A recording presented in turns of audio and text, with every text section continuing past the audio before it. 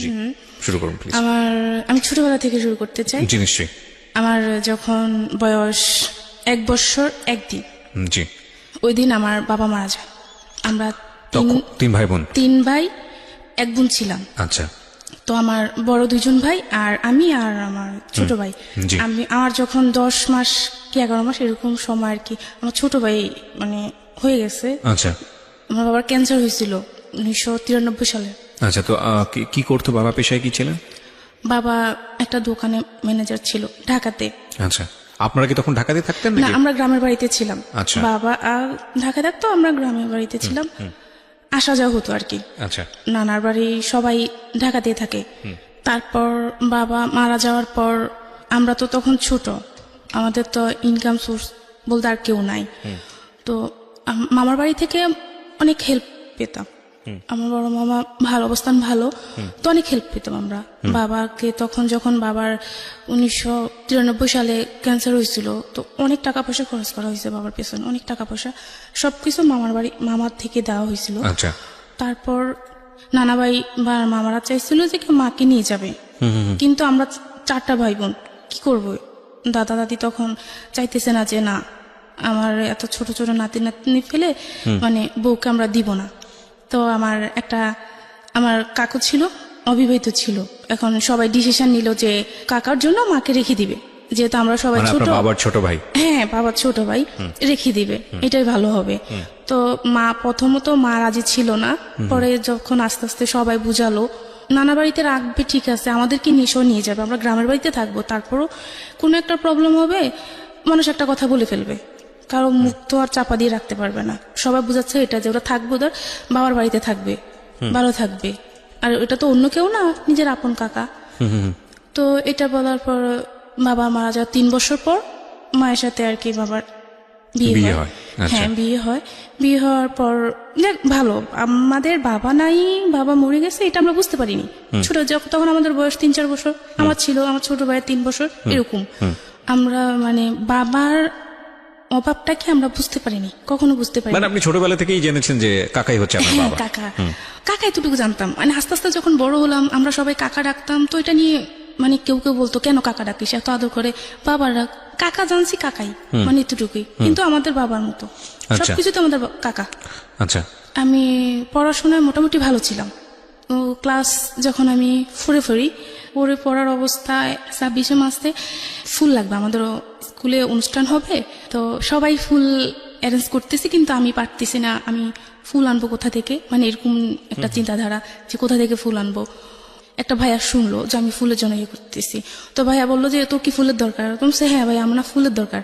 তো বললো আচ্ছা তোকে আমি ফুল দিব, তুই বিকালবেলা ওখানে আসিস, একটা জায়গার নাম। কোন ক্লাসে তখন? আমি ক্লাস 4 তখন। ক্লাস 4 ফুল কেন? মানে 26 মার্চের সময় অনুষ্ঠান হবে, ওই স্কুলে অনুষ্ঠান হবে, সবাই ফুল নিবে, আমার হাতে ফুল থাকবে না, এটা। আচ্ছা আচ্ছা, তো ফুল খুঁজছিলেন আপনি? হ্যাঁ, ফুল খুঁজতেছিলাম তখন, কিন্তু তখন পাওয়া যায় না যেহেতু গ্রামে।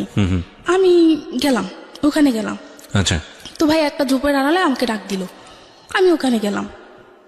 গেলাম পর ভাইয়া ফুল কই, পরে দাঁড়া দিচ্ছে, তোকে পরে দেবো। তো এ বলুন আমার গায়ে আর কি হাত দিচ্ছে, অস্বাভাবিকভাবে হাত দিচ্ছে। তো আমি তো ছোট, তখন কিছু বুঝি না। তো আমি তখন কান্না করতেছি যে ভাইয়া এটা কি, আমি মানে কান্না করতেছি, আপনি কি করতেছেন, আমি সবাইকে বলে দেবো, আপনি তো আমাকে ফুল দিবেন, ফুল দেওয়ার জন্য ডাকছিলেন, কিন্তু এরকম করার কি, মানে এরকম করে কান্নাকাটি করতেছে। তখন আমার চেপে ধরে রাখছে যে আওয়াজ করিস না, চুপ, আওয়াজ করিস না। তো আমি তখন কান্নাকাটি করতেছি, করার পর তখন ভাইয়া মানে কিছু করতে চাইছিল অস্বাভাবিক ভাবে, তো আমি বুঝতে পারতেছি না যে কি করব। তখন আমি কান্নার পরিমাণটা বাড়িয়ে দিলাম। তখন ভাইয়া বললো যে আচ্ছা ঠিক আছে, আমার গালে বাবা হাত দিয়ে বললো যে ঠিক আছে তুই চলে যা, তুই কাউকে কিছু বলিস না। আচ্ছা। তো এটা আমার একটা কাকা দেখলো, যে উনি আর আমি ওখানে ছিলাম। আচ্ছা। কাকাটা দেখার পর কি করলো, উনি আমাকে আর কিছু বললো না, বা উনাকে কিছু বললো না। আমি তো ছোট, আমাদের কিছু হয়নি, বা কি, আমি তো তখন কিছু বুঝি না এগুলা কি। তা আমি বাসায় চলে আসলাম। আসার পর তার 1-2 দিন পর আর কি দুপুরবেলা আর কি মা ডাক দিল আমায়, যেদিকে আয়। কি বলে যে তোকে নাম ধরে বললো যে ও তোকে কি করছে। বলছে না মা কিছু করে নাই, তো ওর সাথে ওখানে গেলি কেন? তো আমি বললাম যে না কিছু করে নাই, এমনিতে আমি ফুলের জন্য গেছি। এটা বললাম। ওকে। তো বলার পর মা কিছু বলে নাই। পরের দিন বাবাকে আবার ওই কাকাটা বললো। বলার পর আমাকে খুব মারা হলো। মানে একটা মানুষ এত মারে, ফ্যামিলি থেকে যে মা বাবা খুব খুব মারতেছিল। যে কি করছে বল? তো আমি বলছি, আমাকে কিচ্ছু করেনি। আমার দুইটা হাত বেঁধে উপর দিয়ে হাত ছিল আর পাগুলা নিচে কিছু ছিল না, পাগুলা ছানা ছিল। ওই অবস্থা আমার গায়ে পিঁপড়া ঢেলে দিছিল। পিঁপড়া ঢেলে দিয়েছিল মানে আমি শিকার যাই যে কি হয়েছে। লাল পিঁপড়া? হ্যাঁ, লাল লাল বড় বড় পিঁপড়া গুলা। এটা চাচা মানে আপনার বাবা? মা বাবা দুজনেই। বাবা বলতে মানে চাচা? কাকা। হ্যাঁ, কাকা। মানে কি করছে, তুই কেন গেলি ওখানে, কি করছে? শিকার যা। দেখেছিল যেন কি? একটা কাকা। আপনারই আবার? না, আমার আপন না, দুঃসম্পর্কের এক কাকা দেখেছেন, দেখে আপনার বাবা মাকে বলেছে, তো বাবা মার শিকার যাওয়ার জন্য লাল পিঁপড়া দিয়ে দিয়েছে। হ্যাঁ, বললো পিঁপড়া দিয়েছে, খুব মারতেছিল। ওকে। তা আমার তো কিছু, আমি তো শিকার যাই না যে না কিছু করছে। তো আমি শিকার যা, তাহলে মারবো না আর। মানে এত পরিমাণে মারা হয়েছে যে আমার আর নিঃশ্বাস নিতে পারতেছে না।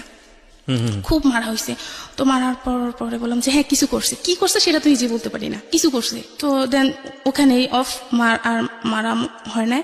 তো না হওয়ার পর আর কয়দিন পর আর কি, যে মা কোনো কিছু হইলে ওটা নিয়ে আমাকে বিভিন্ন কথা শোনাতো, যে তুই ভালো না, তুই এরকম করস, তুই আমার মান সম্মান ডুবাবি, এই করে খুব মারতো। আর আমি খুব কালো ছিলাম। আচ্ছা। খুব কালো, এটা নিয়ে শুনতে হতো কথা। গ্রামের বাড়িতে খুব কথা শুনতে হইতো, কালো, এত কালো, মানে কেউ দেখলে নাক চিটকাতো, কালো।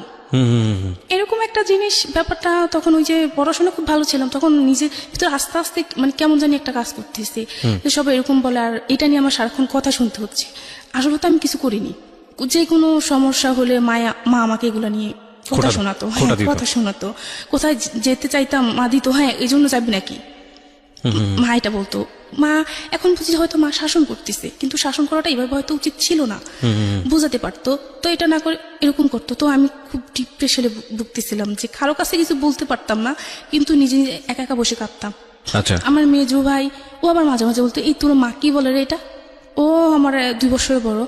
তো তো তখন ও ছোট, মা তোর কি বলে রে এটা, না জানি না মা কি বলে এটা। তো মা যখন ওই ছেলেটার বাবার নাম উল্লেখ করে বলতো, ওই ছেলের সাথে এরকম করতে চাস, ওখানে যাবি, কোথাও যাওয়ার নাম বল, হ্যাঁ ওর কাছে যাবি, মানে এরকম কিছু। তো ভাই বলতো, ওর নাম কেন বলে, আমি জানি না রে।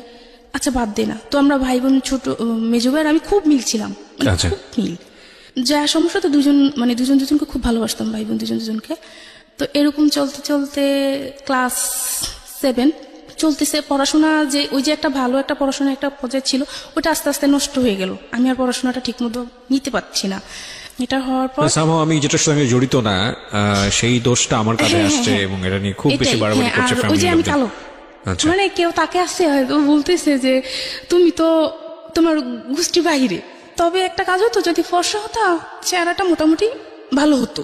এগুলো নিয়ে আপনাকে বলছিল? খুব বলা হতো। মানে আমি শুনতাম, কিন্তু কাউকে কিছু বলতাম না, মাকেও বলতাম না যে মা আমাকে এটা বলে, কোনোদিনও মাকে কিছু বলতাম না, যে যাই বলুক না কেন।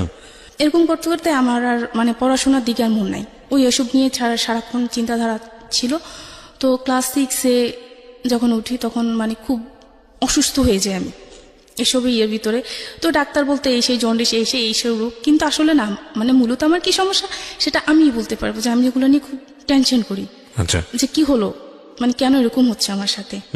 তো এটা হওয়ার পর ক্লাস যখন আমি 7-এ পড়ি, তো তখন আমাদের মোটামুটি ভালো চলতেছে, ফ্যামিলি ভালোই চলতেছে, মানে কোনো দিক দিয়ে কোনো সমস্যা দেখতেছি না। 2005 সালে আমার মেজো খালামণি মার্ডার হয়। ঘটনা কি ছিল, মানে আপনি কিভাবে দেখলেন, কিভাবে জানলেন? সেটা জানা হলো যে আমার মেজো খালামণি আমাদের বাড়ি থেকে 2-3 গ্রামের পরে ছিল। মেজো খালামণির লাশটা পানিতে বেশি ছিল। আপনি খবর পেলেন কিভাবে, আপনি জানলেন? আমাদেরকে ওনাদের মানে ও বাড়ি থেকে আমাদেরকে খবর দেওয়া হলো আর কি। তো আমরা যখন গেলাম, গিয়ে দেখলাম যে লাশটা অস্বাভাবিকভাবে কিছু, মা বুঝতে পারলো যে আমার বোনের এরকম হলো কেন, মানে একটা মানুষকে মেরে পানিতে ফেলে দেওয়া হলো, তার শরীরের অস্বাভাবিক কিছু দেখা গেল। তো মারা যাওয়ার পর মানে এই একটা সমস্যা শুরু হয়ে গেল, যে এই একটা আরেকটা জিনিস মানে মাথায় এফেক্ট করলো, যে এরকম একটা কিছু আমাদের লাইফে হয়ে গেল, যে আমার খালামণি খুব ভালো ছিল, আমাদের খুব আদর করতো, মাও খুব মানসিকভাবে মানে হয়ে গেল। তো এটার পর খালামণি কিছুদিন মারা যাওয়ার কিছুদিন পর কি হলো, আমার বড় ভাই তখন ইন্টারমিডিয়েট পরীক্ষাতে ছিল, পরীক্ষা টেস্ট দেওয়া হয়ে গেছিল, পরীক্ষাতে ছিল। তো শুনতে পারলাম, মানে খালামণি মারা যাওয়ার কয়েকদিন পর শুনতে পেলাম যে ভাই একটা রিলেশন করতেছে। আপনার বড় ভাই? হ্যাঁ, বড় ভাই একটা রিলেশন করতেছে, তো ওনারা দিবে না ভাইয়ের কাছে, বা আমরা ওটা আনবো না, এরকম কিছু চলতেছে। এরকম নিয়ে আর কি চলতেছে, মানে কি যে একটা অবস্থা, মানে বলে বোঝাতে পারবো না। আচ্ছা, তখন আপনি কোন ক্লাসে? ক্লাস 4? ক্লাস 7। ক্লাস 7। ওকে। ভাইয়া রিলেশন করছে, এখন ওনারা দিবে না, আমরাও আনবো না, এরকম কিছু আর কি। ভাইয়া তো তখন ছোট ছিল, ইন্টারমিডিয়েট পরীক্ষা দিচ্ছে তখন, তার আমরা সবাই ছোট ছিলাম, কিভাবে সম্ভব এখন? জি। মানে যার সাথে রিলেশন করছে তো উনি তো ভাইয়াকে বিয়ে করবে, ভাইয়ের সাথে আসবে, এটা নিয়ে ওনাকে খুব মারা হইতো। তো ওনাকে মারা হইতো, প্লাস ওনারা আমাদের এখানে আসতো, আয়েশা আমাদের সাথে ঝামেলা করতো যে আমাদের মানে মেয়েকে এই করছে সেই করছে, এইসব নিয়ে খুব ঝামেলা হতো। তো ঝামেলা হওয়ার পর এরকম ভাবে চলতেছিল। তো আমি যে ওই যে ক্লাস 4 থেকে কিন্তু আর কোনো ছেলেদের সাথে কোনোদিন কোনো ছেলের সাথে আর মেয়ে আর বেশি না। ওই ঘটনার পর থেকে কোনো ছেলেদের সাথে আমি মিশি না। এবং বাড়িতে কোনো ছেলে আমার পরিচিত হোক অপরিচিত হোক, কারোর সাথে কোনো কথা নেই। স্কুলে যেতাম, আসতাম, পড়াশোনা করতাম, যতটুকু পারতাম, এভাবে চলতো। আচ্ছা। এখানে চলতেছে এই সমস্যাটা ভাইয়ের ইয়েটা নিয়ে। তো ভাইয়াকে তখন আর ইন্টারমিডিয়েট পরীক্ষাটা দেওয়া হয়নি, ভাইয়াকে ঢাকায় পাঠিয়ে দেওয়া হলো মামার কাছে। তো ভাইয়া একটা দোকানে ম্যানেজারি ইয়েতে ঢুকলো, খুব ভালো ইয়েতে চলতেছে। 2008 সালে ওই ভাইয়া ওনাকে বিয়ে করলো। তখন আপনার ভাইয়া কি করে? বয়স কত? ভাইয়া তখন শেয়ারে ব্যবসা করে। আচ্ছা। তো 23-24 বছর ভাইয়া তখন যে মেয়েটাকে লাভ করতো তাকে বিয়ে করলো? তাকে বিয়ে করতো। অনেক কিছু হয়ে বিয়েটা হয়েছে, অনেক কাহিনী হয়েছে, অনেক কিছু হয়েছে। ওনারা ঠিক আছে, সেটা ইম্পর্টেন্ট না, বাট আপনার গল্পটা ইম্পর্টেন্ট। এখন আমার যে গল্পটা ইম্পর্টেন্ট, তো এটা নিয়ে যা কানা হলো, আনার পর থেকে এখন আবার ফ্যামিলিতে আরেকটা সমস্যা যে আছে না, বউ শাশুড়ির সমস্যাটা, জি, ওইটাই চলতেছে। মানে মা বা ভাবি, মানে ওনাদের প্রতিদিনে কিছু না কিছু নিয়ে সমস্যা হচ্ছে। তো কিন্তু আমাদের ভাই বোনদের সাথে বা আমার সাথে কোনো সমস্যা হয়নি, ভাবির সাথে কখনো কোনো সমস্যা হয়নি, ভালোই চলতেছে। এরকম ভাবে চলার পর যখন মানে এগুলা, আমি ক্লাস তখন 9-এ পড়ি। আচ্ছা। ক্লাস 9, ঢাকা নরসিংদী থেকে তো একটা ছেলে আমাদের ওখানে একটা কাজে আমাদের ওখানে গেল। আচ্ছা। আমাদের ওখানে যাওয়ার পরও আমাদের মানে বাসার পাশেই তারা বাসা ভাড়া নিল। নেওয়ার পর ওরা আবার মার সাথে কথা বলতো, বা মাকে কাকি ডাকতো। জি। খুব ভালো।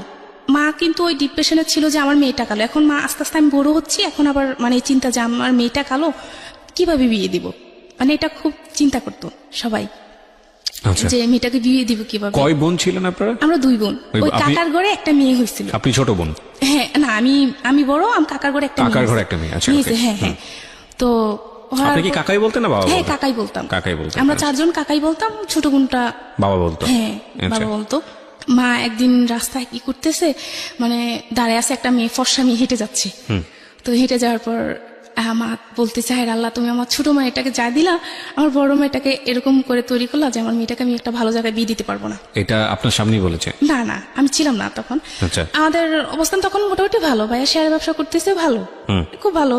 মা এটা বলার পর একজন শুনলো, ওই যে যারা বাসা ভাড়া নিচ্ছে আমাদের ওখানে, ওই একজন শুনলো। মানে কার কাছ থেকে শুনেছে? মা বলতেছে, এটা ও শুনলো। আচ্ছা। ও হেঁটে যাচ্ছে, মেয়েটাও হেঁটে যাচ্ছে, মা ওই কথাটা তখন বললো, জুড়েই বললো। তো বলার পর আমি তখন স্কুলে ছিলাম। তো শোনার পর ও কি করলো, আমার একটা আপুর সাথেও ভালো মানে যোগাযোগ ছিল। তো আপুকে বললো যে এরকম মানে ওকে আমার ভালো লাগে, ওকে বলেন আমার সাথে একটু কথা বলতে। তখন আপনি ক্লাস 7-এ? না, ক্লাস 9-এ। আমি ক্লাস 9-এ? তখন আমি ক্লাস 9-এ। তো বলার পর আমার আবার তখন একটা অভ্যাস ছিল যে আমি 3 দিন 4 দিন 5 দিন ভাত খেতাম না, কিচ্ছু খেতাম না, এক গ্লাস পানি অতটুকুই চলতো, এমনিতে থাকতাম, মানে কোনো সমস্যা হতো না খেয়ে থাকতাম। তো মায়াগুলা নিয়ে আমাকে একদিন খুব মানে করতেছে যে তুই এভাবে মানে জীবন চলে কেমনে, খাওয়া দাওয়া না করলে কেমন হবে, এরকম ও শুনতেছে। ও শুনলো, শোনার পর আপুকে বললো যে আপু ওকে একটু ডাকেন, আমি ওর সাথে একটু কথা বলবো। আমাকে ডাকা হলো। তো ডাকার পর আমি গেলাম, ওই আপুর ঘরে গেলাম। যাওয়ার পর বললাম যে কেন রাখছেন আমাকে। তো ডাকার পর বললো যে তুমি বসো, তোমার সাথে একটু কথা আছে। আচ্ছা। বললাম যে কি কথা, বল তুমি বসো। বলে যে ছেলেটার নাম কি ছিল? নাসির। ওকে। হ্যাঁ। তো বলার পর বললো যে তুমি ভাত খাওনি কেন? বুঝছে না, আমার না খেতে ইচ্ছা করতেছে না, আমার ভালো লাগে না, আমার খাইতে ইচ্ছা করে না। তো বললো যে আমার সাথে ভাত খাওয়া হচ্ছে না, আপনার সাথে আমি খাবো কেন? এটা বলে আমি ওখান থেকে চলে আসছি। আচ্ছা। তো উনি আর খাইনি। চলে আসার পর এখন আমি খাইনি, উনিও খায় না, মানে দুজনই না খায় অবস্থা আছে। তখন আপু বললো যে এখন আপুকে বলো, ওকে বলবো না আমাকে একটা চিঠি দিতে। 2009 সাল, তখন ওকে বলবেন একটা চিঠি দিতে, যে চিঠিতে আমি মানে ও আমাকে বলবে যে আমি কেন খাইনি, বা আমাকে খেতে বলতে হবে, এরকম কিছু। তো আমি কি বলবো, কেন করবো এটা? যখন আপু এটা বললো আমি তো প্রথম রাজি না, পরে আরেকটা ফুপি ছিল, সে বললো যে কর না, কি হয়েছে, সমস্যা কি, এটা তার মহাভারত কিছু না, ও চলে গেলে তো তারপরে তার কোনো কিছু না, তার সাথে তার কোনো যোগাযোগ নেই। তো আমি রাজি হলাম, আচ্ছা ঠিক আছে চিঠি লিখবো। এখন চিঠি লিখতে গিয়ে আমি একবার কি চিঠি লিখবো আমি তো বুঝতে পারতেছি না কিভাবে লিখবো। তো একবার চিঠি লিখতে গিয়ে 10টা পেজ নষ্ট করলাম, চিঠি আমার লিখতে পারিনি আমি। অনেক কষ্ট করে চিঠি লিখলাম, লিখে ওনাকে দিলাম যে আপনি কেন খাননি, আপনি নাকি খাননি। আপু বললো আচ্ছা ঠিক আছে আপনি খান, আমিও খাবো। তো এটা বলার পর ও খেলো। এরকম 2-3টা মানে চিঠি দেওয়া হলো আর কি, 3টা। তো আমি আসলে একটাতে লিখলাম যে আচ্ছা আপনি কি চান আমার কাছে, মানে কেন এরকম বলতেছেন। তো বললো যে যে চোখের ভাষা বুঝে না সে মনের ভাষা বুঝবে না, তুমি কি আমার চোখ দেখে বুঝতে পারো না যে আমি কি বলতে চাই? না আমি তো কিছু বুঝতে পারিনি। ওইটার বলার পর তার কয়েকদিন পর ওরা চলে আসলো, ওদের কাজটা শেষ, ওরা চলে আসলো। আচ্ছা। তো আমার বাবা তখন ফোন ব্যবহার করতো, আমি বা মা কেউ ব্যবহার করতাম না, তো বাবার ফোন নাম্বার নিয়ে আসা হলো। তো নিয়ে আসার পর ও মাঝে মধ্যে ফোন দিত, আপুর সাথে কথা বলার জন্য ফোন দিত যে আপুর সাথে কথা বলবো। তো আপুর সাথে কথা বলা তখন তো আমরা আমাকে দিত, তো আপুর সাথে ফোন দিলে বুঝতাম যে আমার সাথে কথা বলবে। এরকম ভাবে তো ওনার কথা আমার খুব ভালো লাগতো, ওনার কথা বুঝানো, খুব সুন্দরভাবে কথা বলতে পারতো, গুছিয়ে কথা বলতে পারতো, সেটা আমি তখন পারতাম না। উনি কথা বলতে পারতো খুব সুন্দরভাবে, তো ওনার সাথে আমি কথা বলতাম, ভালো লাগতো। এরকম করতে করতে এসএসসি পরীক্ষা দিলাম, মানে ওনার সাথে আমার যোগাযোগ হতো এরকম কি 1 মাস 15 দিন 20 দিন এরকম আর কি, এতদিন পর পর আর কি ওনার সাথে আমার যোগাযোগ হতো। তখনও কি মানে ওনার সঙ্গে আপনার কোনো সম্পর্ক তৈরি হয়েছে নাকি জাস্ট এমনিতেই হাই হ্যালো করেন? তখন আর কি সে বললো আর কি এরকম মানে অনেকদিন পার হয়ে যাওয়ার পর আর কি উনি বললো যে আমি তোমাকে বিয়ে করতে চাই, আমি তোমাকে ভালোবাসি। আমিও উচ্ছ্বাস বয়স, তখন ক্লাস 9 থেকে 10 উঠলাম, বা আবেগের বয়স, আমিও ঠিক আছে কথা বলি। আমার কথা ওনার সাথে আমার কথা বলতেই ভালো লাগে। প্রেম ভালোবাসা কি জানি না তখন সেটা বুঝতে পারি, কিন্তু আমার ভালো লাগে, ওনার সাথে কথা বলতে আমার খুব ভালো লাগতো। তো ভালো লাগার পর কথা বলতাম, মাঝে মাঝে এরকম ফোন দিত, কথা বলতাম। উনি তখন বললো জানো তোমাকে কেন এত ভালোবাসি, এরকম এরকম তোমার মা একদিন এটা বললো। আর আমি তখন মনে মনে এটা চিন্তা করলাম যে আমি যে কাকির মেয়েকে আমি বিয়ে করবো, এবার যা কিছু হোক। এখন ওর চিন্তা আর কি যে আমাকে আসলে আমার ফ্যামিলি দিবে কিনা ওর কাছে, এসে এরকম চিন্তাধারা হইতো, এরকম চিন্তাধারা ভাবনা করতো। করার পর আস্তে ধীরে চলতে চলতে তখন 2010 সাল, আমি তখন ইন্টারমিডিয়েটে পড়াশোনা করতেছি। তো দেখা করতো আসার পর আর কি ওর সাথে এরকম হয়েছে যে ওর সাথে আমি দেখা করব রাতের বেলা, ও আপুর বাসায় আসলো। তো আমি মানে আমি আমার ঘর থেকে বের হলাম, ওর সাথে আমি দেখা করলাম। মানে এরকম হলো যে ওর সাথে আমি দেখা করব, ও আমাকে অনেকদিন পর কাছে পাইছে, ও আমাকে ধরবে, এরকম কিছু চিন্তাধারা ছিল যে আমাকে ধরবে, জড়িয়ে ধরবে, বা আমিও এরকম কিছু। তো ও মানে এরকম করে আবার হাতটা সরায় ফেলবো, সরাই ফেলে মানে হাতে ব্যথা পাইছে, তারপর হাতটা সে সরাই ফেললো, যে সে আমাকে কোনোদিনও টাচ করবে না। মানে ওর চিন্তাধারা ছিল যে সে আমাকে কোনোদিনও টাচ করবে না, যা করবে মানে পরে, মানে ওর চিন্তাধারা এরকম ছিল। তো হওয়ার পর ওটা যাওয়ার পর যখন এসএসসি পরীক্ষার পর ইন্টারমিডিয়েটে উঠলাম, তখন আবার কি হলো যে আবারও বললাম যে ওর সাথে আমি দেখা করব, ওর সাথে আমি দেখা করব। তো এখন কিভাবে দেখা করব?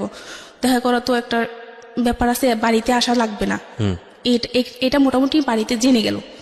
আমার বাড়িতে জেনে গেল, জানার পর আর কি বড় ভাই আর কি আমাকে বললো যে মুনি এটা কি ঠিক? আমি আবার ভাইকে বললাম যে ভাই আমার প্রতি বিশ্বাস রাখতে পারবো। যখন ভাই একটা সময় আমাকে বুঝালো এরকম কিছু করিস না, ভাইয়া করছি, ভাইয়া ভুল করছি, কিন্তু তুই করিস না। তো আমি ভাইয়া ঠিক আছে, আমি এসব কোনোদিনও করবো না। যখন ভাই আমাকে বুঝালো তখন ভাইকে আর কিছু বললাম না, চুপচাপ শুনে গেলাম। এখন 2010 সালে ওর সাথে আমার দেখা করতে হবে, যখন ইন্টারমিডিয়েটে পড়তেছি তখন বললাম যে ওর সাথে আমি দেখা করবো, ওকে ফোন দিলাম। তো ফোন দেওয়ার পর একটা জায়গা সিলেক্ট করা হলো যে এখানে দেখা করব। দেখার পর তো ও আমাকে আসার আগে বললো যে আমি তোমাকে দেখা করবো, তবে আমি তোমার কাছে একটা জিনিস চাইবো, তুমি কি সেটা দিবা? ও তখন নারায়ণগঞ্জে, কি নাম ছিল ছেলেটার? নাসির। হ্যাঁ, নাসির তখন বললো যে আমি তোমার সাথে দেখা করব, তুমি কি সেটা দিবা? তো বললাম যে কি? তো বললো যে আমি তোমাকে একটা কিস করব। তো আমি তখন বললাম যে তোকে না আমি থাপড়ায় নারায়ণগঞ্জ আবার পাঠাই দেবো। নাসিরকে বললো? হ্যাঁ, ডাইরেক্ট আমি এটা বলতেছি ওকে। তো বলতেছে, হাসতেছে, বলতেছে দেখ পাগলি বলে কি, ও আমাকে সবসময় পাগলি বলতো আর কি। যাক হলো, তোর সাথে আমার দেখা করার আসলো। আর আসার পর আমার একটা আপুর বাসায়, অন্য আর একটা আপুর বাসায় দেখা করলাম। দেখা করার পর ওর সাথে তাও আমার দূরত্ব 2.5 হাত 3 হাতের মতো, এরকম দূরত্ব বেজায় কথা বললাম, দেখা করলাম। করার পর ও চলে আসলো নারায়ণগঞ্জে, আমি চলে গেলাম বাসায়। তো তারপরে সে ফোন দিল আমাকে, ফোন দিয়ে বললো যে জানো আমি তোমাকে চাইলে কিছু করতে পারতাম, চাইলে তোমাকে একটা কিস করতে পারতাম, কেন করিনি জানো? বললাম যে কেন? যে আমি যদি তোমাকে এখন একটা কিস করি তাহলে এখানে সবকিছু শেষ। আমি জানি তুমি কেমন ধরনের মেয়ে, এখানে সবকিছু তুমি শেষ করে দিতা, কিন্তু আমি সেটা করিনি। আমার দরকার তোমাকে সারাটা জীবন, আমার সারাটা জীবন ভালোবাসা নিয়ে আমি থাকতে হবে, তোমার ভালোবাসা নিয়ে। তো আমি এই সামান্য কতটুকু একটা কিসের জন্য আমি আমার সারাটা জীবন নষ্ট করতে চাই না, আমার ভালোবাসার মানুষটাকে আমি হারাতে চাই না। ঠিক আছে, আপনাদের মধ্যে এই ধরনের কিছু কথোপকথন হয়েছে। হ্যাঁ, এটা যখন শুনলাম, এটা শোনার পর আমি তো মানে তখন বললাম যে না, একে ছাড়া যাবে না। মানে সামহাও আপনার তাকে এই ধরনের কথার পরে খুব ভালো লেগে গেল। হ্যাঁ, ভালো লেগে গেল, একে ছাড়া যাবে না।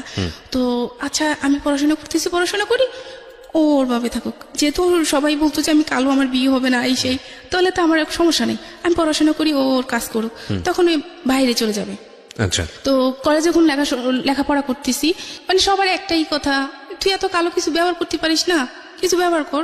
এখনকার মেয়েরা কত কিছু ব্যবহার করে, কিছু ব্যবহার করে ফর্সা হোক, মানে এরকম কিছু বলতেছে। এমনও ফ্রেন্ড আছে যে টাকা ধার নিল, তো টাকা ধারের বদলে কি বললো যে আচ্ছা ঠিক আছে, টাকাটা পরে দিচ্ছি, এ বলে দোকান থেকে আমাকে ফর্সা হওয়ার ক্রিম দিচ্ছে।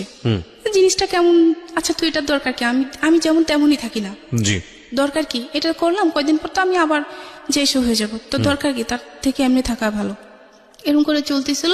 আমি যখন প্রাইভেট ইন্টারমিডিয়েট পরীক্ষাতে ছিলাম, তখন আমি হিসাব বিজ্ঞান প্রাইভেট পড়তাম একটা ম্যামের কাছে। তো আমার হিসাব বিজ্ঞান খুব ভালো ছিলাম, খুব ভালো স্টুডেন্ট ছিলাম, যে কোনো কিছু আমাকে দেখাতো, একটা চ্যাপ্টার একটা কিছু দেখাতো, দ্বিতীয়বার দেখাতে হতো না। তো এভাবে ভালো মোটামুটি ওই যে ক্লাস করতে থেকে ছেলেদের সাথে কথা বলা বন্ধ হয়েছে, এখন ওই যে মানে আস্তে আস্তে ছেলেদের সাথে মিশতেছি। এবার একজনের সাথে ভালোবাসার সম্পর্ক হোক আর ওদের সাথে ক্লাসমেট হোক, এভাবে চলতেছে, মিশতেছি। মিশার পর ওদের সাথে ভালোভাবে চলতেছি, পড়াশোনা করতেছি। তো মেয়েদের সাথে যাদের সাথে মিশি, একজনকে বলতেছি আর কি যে ও খুব ভালো মেয়ে। আমার একটা ফ্রেন্ড ওর আরেকটা ভাইকে গিয়ে বলতেছে ও খুব ভালো মেয়ে, মানে ওর সাথে নির্দ্বিধা চলা যায়, যে কোনো জায়গায় খুব ভালো মেয়ে। আপনার সম্পর্কে বলছে? হ্যাঁ, বলতেছে। তো বললো যে আচ্ছা ঠিক আছে, ও কেমন ভালো মেয়ে দেখবো, তো ওর নাম্বারটা দিস। এটা বলার পর তো বললো যে তো নাম্বার ইউজ করে না, কোনো নাম্বার ইউজ করে না, ওকে আর মানে ওর নাম্বার দেওয়া যাবে না। তো আচ্ছা ঠিক আছে, ওকে দেখবো, মানে অতটুকু ওখানে অতটুকু। আর যে এই যে এর সাথে যে আমি দেখা করলাম, ইয়ে করলাম, তারপর থেকে ওর সাথে আমি মানে যোগাযোগ বন্ধ করে দিলাম, যে এর সাথে আমি এখন কথা বলবো না। দেখি না ও মানে ভালো কোনো পজিশনে যায় কিনা। ওর মায়ের নাম্বার তো আমার কাছে আসছে, ভালো একটা পজিশনে যখন যাবে তখন আমিও আমার পড়াশোনাটা শেষ করি। সবকিছু মাথা থেকে দূরে ফেলে আমি আমার পড়াশোনাটা করি। আমার খুব ইচ্ছা ছিল যে আমি অ্যাকাউন্টিং এ অনার্স করবো, এরকম ইচ্ছা ছিল। তো তখন আপনি ইন্টারে পড়েন? ইন্টারে পড়ি, ইন্টার পরীক্ষার্থী তখন, পরীক্ষার্থী। তো আমার যখন পরীক্ষা চলে আসতেছে, এখন আমার ফোনে দরকার। মেজু ভাইকে বললাম, দেখ ভাই, এখন তো আমার পরীক্ষা চলে আসছে, এখন আমি কি করবো, আমার তো ফোনে দরকার। এখন বলতেছে আচ্ছা ঠিক আছে, আমি ভাইকে বলবো। এদিকে মানে সাংসারিক ভাবে যেটা হচ্ছে যে ভাই বা মায়ের সাথে ভাবির সাথে প্রবলেম চলতেছে অনবরত। এখন যুদ্ধ চলতেছে। এখন সবাই বলতেছে যে এভাবে তো হয় না, মেয়েটাকে বিয়ে দিয়ে দাও, যেহেতু মেয়েটা বড় হয়েছে, মেয়েটাকে বিয়ে দিয়ে দাও। এরকম ভাবে সংসার তো নষ্ট হয়ে যাচ্ছে। এখন 2 দিন পর মেয়েটা দেখতে এমনিতে কালো, তার উপর যদি সমস্যা এরকম, মানে ফ্যামিলিতে এরকম সমস্যা, কেউ ভালো কোনো জায়গায় বিয়ে দিতে পারবে, এমনিতে তো ভালো জায়গায় বিয়ে দিতে পারবে না, এরকম মানুষ বলে। মুখের উপরে এসব কথা বলে খুব খারাপ লাগে। তো এসব চলতে ছিল। তো ভাই আমাকে ফোন দিল, যখন মেজো ভাই বললো যে ভাই ওকে ফোন দেন, ওর তো এখন ফোনটা লাগে, যেহেতু সবার সাথে যোগাযোগ করতে হবে, পরীক্ষা চলে আসছে। তো এটা বলছে, ভাইয়া ফোন দিছিল আমাকে। ফোন দেওয়ার পর ওই যে আমার যে ফ্রেন্ডের বললো যে আমার নাম্বার দেওয়ার জন্য, ওকে আমার ওই মেয়ে বন্ধুটা ওকে নাম্বার দিল। দেওয়ার পর ফোন না 2-3 দিন পর নাম্বার দিল, ও আমাকে ফোন দিচ্ছে, SMS দিচ্ছে। তো আমি তো ফোন পিক করতেছি না, বা SMS কে আপনি, SMS এ বলতেছে আপনি কে, কেন আমাকে ডিস্টার্ব করতেছেন, এই সেই, মানে এরকম চলতেছে। ও অন্য জায়গার পরিচয় দেয়, দেওয়ার পর নাম্বারে ফোন দিল। আমি ওটাকে আমার ক্লাসমেটই, ওই ছেলেটা আমারই ক্লাসমেট। আমি ওকে দেখিও না, চিনিও না কোনোদিনও। আচ্ছা, কিন্তু ওই নাম্বারটা নিয়েছে? হ্যাঁ, ওর একটা বোন থেকে আর কি, ও আমাদের সাথে পড়তো। তো নেওয়ার পর আপনার নাসিরের সঙ্গে যোগাযোগ অফ? হ্যাঁ, ওর সাথে আমার যোগাযোগ সম্পূর্ণ অফ। ওকে। ফোন দেওয়ার পর এরকম করতেছে। মা শুনলো, আমি যখন বললাম যে আপনি আমাকে ফোন দিন না, আমার প্রবলেম হবে এসে, তখন মা শুনলো। মা তো শোনার পর আমার সাথে খুব মানে রাগারাগি করতেছে। তো রাগারাগি করার পর আমি কি করলাম, মাকে, ভাইয়াকে, বড় ভাইয়া তখন বাড়িতে ছিল, ভাইয়াকে ফোনটা দিয়ে দিলাম যে ভাইয়া ধরেন কে ফোন দিচ্ছে, আমি চিনি না ওকে, আপনি কথা বলে দেখলাম। তখন ভাইয়া কথা বললো যে ভাইয়া আসলে আমি ওর ক্লাসমেট, ও আমাকে কখনো দেখেনি, ওর সম্পর্কে আমি অনেক জানছি, জানার পর আমার ভালো লাগলো, এই জন্য ওর সাথে আমি একটু কথা বলতে চাইছি। আর ওর সাথে আমি ফ্রেন্ডলি কথা বলবো, আমি কথা দিচ্ছি ওর সাথে আমি ফ্রেন্ডলি কথা বলবো। তো হ্যাঁ বললো আচ্ছা ঠিক আছে। যখন আমার ক্লাসমেটে এরকম কথা বলে আমার ভাইয়ের কাছে যে খুব ভালো মেয়ে ভাইয়া, ওর সাথে আমি কথা বলবো, তখন ভাইয়া বললো যে আচ্ছা ঠিক আছে। তো ভাইয়া আয়শা বললো যে তুই কথা বলিস ওর সাথে, তোরই ক্লাসমেট। ও তখন ওর সাথে কথা বলতে লাগলাম, মাঝে মধ্যে কথা বলতো, ফোন দিত। তো ও তখন মানে ওর সম্পর্ক ছিল, তো বলতো আমাকে যে ওর বাবার সম্পর্কে আমাকে বলতো। আজকে কিসের সম্পর্ক ছিল? মানে ওর প্রেমের একটা সম্পর্ক ছিল অন্য একটা মেয়ের সাথে। ছেলেটার নাম কি ছিল? সাদ্দাম। সাদ্দামের সঙ্গে আপনি কথা বলতেন, আপনার ক্লাসমেট সে? হ্যাঁ হ্যাঁ। ওর আবার অন্য একটা মেয়ের সঙ্গে সম্পর্ক? হ্যাঁ সেটা সম্পর্ক আপনাকে ছিল। বলতো? হ্যাঁ আমাকে বলতো। আচ্ছা। তো আমাকে বলার পর এভাবে চলতেছিল, তখন ইন্টারমিডিয়েট পরীক্ষা শুরু হয়ে গেল। আমি যখন আবার মানে প্রাইভেট পড়তাম না, তখন আবার মানে ক্লাসমেট একজনকে জিজ্ঞাসা করে না যে তুই ইন্টারমিডিয়েটের পরে কোথায় অ্যাডমিশন নিবি, একজনকে বলে না। তো আমি তখন বলতাম যে আমি কুমিল্লাতে বা ঢাকাতে অন্য কোনো জায়গায় পড়াশোনা করবো, অ্যাটলিস্ট এখানে পড়াশোনা করবো না, কুমিল্লা ভালো কোনো কলেজে। ওইটা ও রাখলাম, বলতাম ওদেরকে। আর বাবা মাকে আমি সবসময় এটা বলতাম যে আমি ভালো কোনো কলেজে পড়াশোনা করবো, আমি কিছু একটা করব।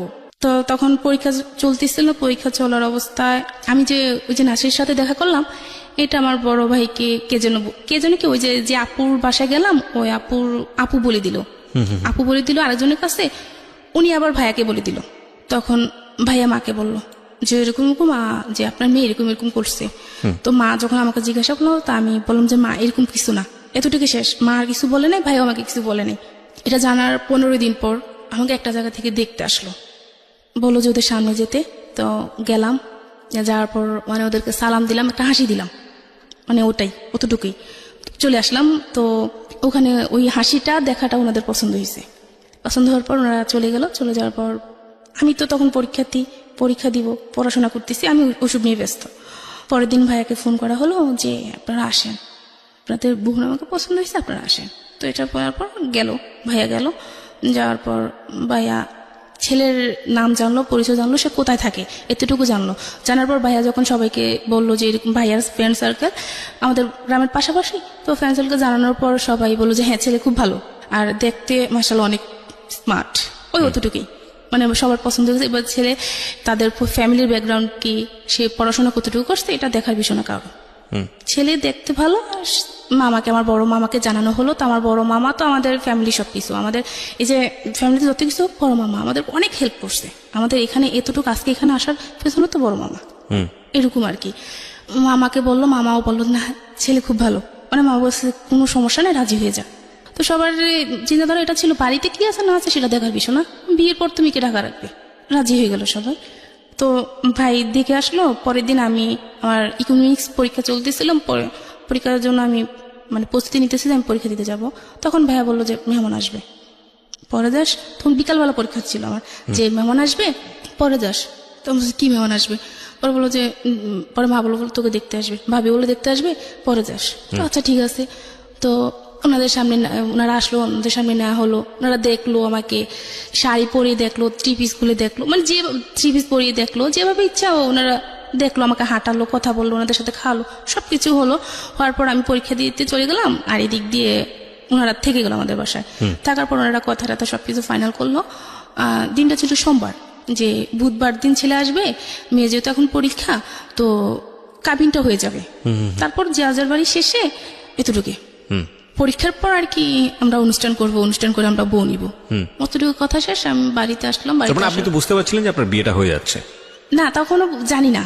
মানে এত কিছু হচ্ছে, আপনি বাড়ির ছেলের সামনে যাচ্ছেন, হাসি দিয়ে চলে আসতেছেন, এটা তো বোঝাই যাচ্ছে যে কিছু একটা হচ্ছে। না, আমি তখন বুঝতে পারি না যে বিয়ে হবে আমার, মানে ওই তারপর ওই আপনার মা যে আপনার ফোনে একটা কনভারসেশন শুনেছিল যে আপনি ফোন দিয়ে না, আমার বাসায় ডিস্টার্ব হবে, এরপর থেকে আপনার ফ্যামিলি অনেক সিরিয়াস হয়ে গেছে যেভাবে। এটা না। তাহলে ওই যে আমি নাসিরের সাথে দেখা করছি, ওটা শোনার 15 দিন পরে এই ঘটনাগুলো হচ্ছে। আচ্ছা, তার মানে এই ঘটনার প্রেক্ষিতেই আপনার ফ্যামিলি চিন্তা করেছে বিয়ে সাথে দিয়ে দিই, তারপরে যা হওয়ার হবে। হ্যাঁ, আর ফ্যামিলি তো যে দুর্যোগ চলতেছে, বর্ষার যুদ্ধ, বুঝতে পেরেছি। বলেন এসব নিয়ে তো মানে মেয়েটাকে বিয়ে দিয়ে দিলে ভালো হবে, এরপরে ছোট একটা মেয়ে আছে, ওটাকে পরে দেখা যাবে, এরকম কিছু আর কি। তখন আমি কলেজ থেকে আসলাম, পরীক্ষা দিয়ে আসার পর আর কি শুনলাম যে আমার বিয়ে ঠিক হয়েছে, বুধবার দিন বিয়ে হবে। আচ্ছা, মানে তখন তো আমি মানে কি করব বুঝতে পারতেছি না, যে হঠাৎ করে এটা কি, আর ওটা তো বলতে পারতেছি না এখন তো বুঝতে পারলাম ওটা শোনার পরে এরকম হলো, আর ওটা কাউকে কিছু বলতে পারতেছি না, মেনে নিলাম যা কপালে যা আছে তাই হবে, আর কোনো সিনক্রেট করিনি। না করার পর তখন কি হলো, বুধবারে ওরা আসলো। এখন আসার পর আর কি ওরা দেখলো, এখন আবার দেখবে, বিয়ে হবে আগে দেখবে, ছেলে দেখবে। তারা কিন্তু ছেলে দেখে নাই, ওর মা আর ওর বোন, ওর ভাই দেখলো আমাকে, কিন্তু ও দেখলো না। এখন ও আসলো, ও দেখলো। আপনি ছেলে দেখেছেন ওই সময়টাতে? না, আপনি না, দেখেননি। ওকে আমি তখনও দেখিনি। আচ্ছা, দেখলো, দেখার পর বললো যে আচ্ছা আমার তো মেয়ে পছন্দ হয়েছে, আজকে ওর সবকিছু থাকুক। মানে আমাদের ভালো একটা আয়োজন করা হয়েছে, সবাই জানলো যে মানে ওর বিয়ে, নিপার বিয়ে, সবাই জানে এটা। সবাইকে মোটামুটি দাওয়াত দেওয়া হয়েছে, ছোটখাটো অনুষ্ঠান যাকে বলা হয় আর কি, মোটামুটি সবাই জানলো যে আমার বিয়ে আজকে। তো তখন বললো যে আমার মেয়ে পছন্দ হয়েছে। আচ্ছা, এটা তো আমাদের বাবা চাচা কাউকে আনেনি, শুধু ও আসলো ওর কোনো কয়টা ফ্রেন্ড নিয়ে। তখন সবার মনে খটকা লাগলো, কিছু নিয়ে আসেনি। একটা বিয়ে করতে আসবে, একটা শাড়ি নিয়ে আসবে, কিছু নিয়ে আসেনি। তো তখন সবার মনে একটা খটকা লাগলো, লাগার পর আর কি ওর যেটা হলো যে আমাকে ওর পছন্দ হয়নি। মানে বুঝলাম না ঠিক, আপনাকে দেখে পছন্দই করলো, আবার পছন্দ হয়নি বলতে? মানে ওর ফ্যামিলি পছন্দ করলো, ও এটা বললো আর কি, মিথ্যা বললো। আমার মেয়ে পছন্দ হচ্ছে, আমি আগামীকাল আমার বাবাকে পাঠাবো, আমার কাকাকে পাঠাবো, পাঠিয়ে তারপর মানে বিয়ে ডেট ফিক্সড করবো। আচ্ছা, এটা বলে ও চলে গেল। এখন তো সবাই মোটামুটি বুঝতে পারলো যে কিছু একটা সমস্যা। পরে ও ফোন দিয়ে বললো যে এরকম এরকম, এখন না বিয়েটা পরে, ওকে টেনশন করতে বললেন না, ওকে পড়াশোনা করতে বলেন। তো ওকে বিভিন্ন জন ভাইয়ের বিভিন্ন ফ্রেন্ড সার্কেলে এসে মানে বিভিন্ন মানুষ বুঝালো, বা ওদের বাড়ি থেকে যখন ওদের বাড়িতে গেলাম তখন শুনতে পেলাম আর কি, আমার শাশুড়ি টাশুড়ি সবাই বুঝালো যে মেয়েটা ভালো, দেখ কিচ্ছু হবে না, বিয়ে কর, কি হয়েছে, কালো হয়েছে, তাতে কি, কিছু হবে না। এটা করে ওকে বোঝানো হলো। বোঝানোর পর পরের দিন বৃহস্পতিবার ও আবার ভাইয়ের সাথে মিট করলো যে আপনি আসেন, আপনার সাথে দেখা করবো। তো দেখা করার পর আবার বিয়ে ঠিক করলো শুক্রবার দিন আবার বিয়ে ঠিক করলো। এখন তার কিছু করা নাই, তখন ডিসিশন নিলাম যে আর মানে বিয়ে কারোর সামনে যাব না, পড়াশোনা করব। মাকে বলে দিলাম কারোর সামনে আমাকে নিবেন না, এটা খারাপ, জিনিসটা যে কত খারাপ হয়েছে, মানে মাকে বললাম যে বুঝতে পারছেন যে আমার বিয়ে ঠিক হয়েছে, বিয়েটা ভেঙে গেছে, গ্রামের বাড়িতে এই জিনিসটা অনেক খারাপ জিনিস, তো আমার আর দরকার নেই, আমি আর বিয়ে করবো না, আমি পড়াশোনা করবো। যখন আবার বিয়েটা ঠিক হলো, দ্বিতীয়বার আমি কিছু বলতে পারলাম না, চুপচাপ বিয়েটা করে ফেললাম। শুক্রবার দিন বিয়েটা হয়ে গেল। দ্বিতীয়বার বিয়ে ঠিক হয়েছে কিভাবে? মানে একজনের সাথে ফার্স্টের দিন বুধবার দিন বিয়ে হওয়ার কথা ছিল, কিন্তু হয়নি। আচ্ছা। আবার শুক্রবার দিন ও নিজেই ঠিক করলো ভাইয়ের সাথে এসে যে আচ্ছা ঠিক আছে, আমরা আগামীকাল যাবো, বিয়ে হবে। মানে ছেলেটা আবার রাজি হয়েছে? হ্যাঁ, আবার রাজি হলো। ওকে বিভিন্ন সবাই ছেলেটার নাম কি ছিল? ওর নাম ছিল ফাহিম। হ্যাঁ, ওকে। বিয়ে হওয়ার পর যখন আমাকে আর ওদের বাড়িতে না হয় না, আমাদের বাড়িতে রাখলো, যেহেতু পরীক্ষা। তো ওকে আর আমাকে একটা ঘরে দেওয়া হলো। দেওয়ার পর ওকে আমি দেখলাম, ওকে দেখার পর তো আমি মানে পুরো প্রেমে পড়ে গেলাম। আসলে অনেক সুন্দর ছিল, মানে ও হিসাবে আমি কিছুই না, মানে এতটা সুন্দর ছিল। কথা বলতেছে তো একটা জিনিস খেয়াল করলাম যে সে আমার দিকে একটাবারও তাকায়নি। আচ্ছা।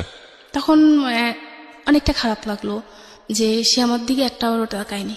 একটা মেয়ের কত চিন্তাধারা থাকে, একটা মেয়ে না সবাই একটা চিন্তাধারা থাকে যে বিয়ের পর বাসরঘরটা হবে অন্যরকম চিন্তাধারা থাকে। তো আমি দেখলাম যে আমার হাজবেন্ডটা আমার দিকে একবারও তাকায়নি আমার দিকে। না তাকানোর ফলে আমি আর কিছু বলিনি। ও কথা বলতেছে, বুঝাচ্ছে যে বিয়ে মানে কি, এই সেই একটা বিয়ে সম্পর্কে বিভিন্ন ধরনের কথা বোঝাচ্ছে, কিন্তু ও আমার দিকে শুধু চোখ বন্ধ করে কথা বলতেছে, একটাবারও আমার দিকে তাকায়নি। আচ্ছা। না তাকানোর পরে তো রাতে মানে যখন ঘুমাতে গেলাম, আমি ওর হাতের বাম পাশে ছিলাম। তো রাতে খেয়াল করলাম যে ও আমার বাম পাশ থেকে মানে আমার ও পাশ হলো গিয়ে মানে সিগারেট বাসর রাতে। জি। তো এটা দেখার পর তো পুরো আমি শকড যে বিয়ের রাতে হাজবেন্ড একটা বার আমার দিকে তাকালো না, এখন সে সিগারেট খাচ্ছে, মানে জিনিসটা কেমন? এরকম রাত্রে দুইটা খেলো। তো খাওয়ার পর খুব খারাপ লাগলো যে আল্লাহ জানি কপালে কি আছে। তারপর আর কাউকে কিছু বলিনি। বলার পর পরের দিন ও আমাদের বাড়িতে ছিল, থাকার পর ওর একটা ফ্রেন্ড নাকি আমাদের বাড়িতে আসতে চাইছিল যে তো শ্বশুর বাড়িতে যাবো। তো বললো যে আমার শ্বশুর বাড়িতে যাবি কি, আমার নিজেরও তো মন ঠিক না, আমার নিজেরও তো বউ পছন্দ হয়নি। সে সেটা তার ফ্রেন্ডকে বললো, এটা সে আমাকে বললো। তো আমাকে বলার পর আমি আড়ালে দাঁড়ায় কান্না করতেছি যে কি হলো কপালে। তো কান্না করতেছে, ভাবি দেখলো কি হলো, ভাবি এরকম উনি এই কথা বলে। তো ভাবি ওকে খুব বুঝালো যে ভাই হ্যাঁ বলতে পারবেন মেয়েটা কালো, কিন্তু মানে ওর মতো মানুষ হয় না, সারাটা দিন বলে যেতে পারবেন কিন্তু কোনো প্রত্যুত্তর করবে না, খুব ধৈর্যশীল একটা মেয়ে, ওকে আপনি কখনো কষ্ট দিন না। তখন অতটুকু। তো ভালোই চলতেছিল, ফোনে কথা টথা বলতাম। ও 3 দিন থেকে চলে আসলো ঢাকায়, ওর সাথে ভালোই কথা, ফোনে কথাবার্তা ভালোই চলতো, খুব ফোনে অনেক কথা চলতো, অনেক কথা হতো। তো ওকে বিভিন্ন কথার মাধ্যমে বুঝাতাম যে শুনো, বাবা মার পছন্দে বিয়ে করছে, কিন্তু এমন আচরণ তাদের সাথে করবে না যাতে তারা কষ্ট পায়। ভাই বোনের সাথে সবসময় ভালো ইয়ে করবা, আগে যে যতটা ভালো করছো তার থেকে বেশি ভালো করবা।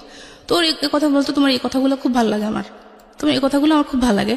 এটা হওয়ার পর যখন যখন বিয়ের 1 সপ্তাহ হলো, আগে শুক্রবার বিয়ে হলো, পরের বৃহস্পতিবার আর কি আমি ঘুমাচ্ছি, ও অনেকবার ফোন দিচ্ছে আমার ফোনে, কিন্তু আমি এত ঘুম যাচ্ছি যে আমি ফোনটা রিসিভ করতে পারতেছি না।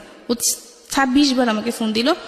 ফোন দেওয়ার পর আমি ফোন রিসিভ করলাম, রিসিভ করার পর চুপ করেছিল অনেকক্ষণ। তো আমি বললাম যে সরি, আমি না ঘুমিয়ে পড়ছি, ওই দিন পরীক্ষা ছিল একটা, পরীক্ষা দিয়ে আসে আমি ঘুমিয়ে পড়ছি, আমার সরি, আমাকে ক্ষমা করে দাও, আমি ফোনটা রিসিভ করতে পারি না। ওই দিন রাতে এসে বললো যে আমি ঠকেছি, তোমাকে বিয়ে করে আমি ঠকেছি। কেমন ঠকছ? যে তুমি ইউজকৃত। বিয়ের কয়দিন পরে এই ঘটনা? 1 সপ্তাহ পরে। 1 সপ্তাহ পরে সে আপনাকে বললো যে এই ধরনের কথাবার্তা। এই ধরনের কথা।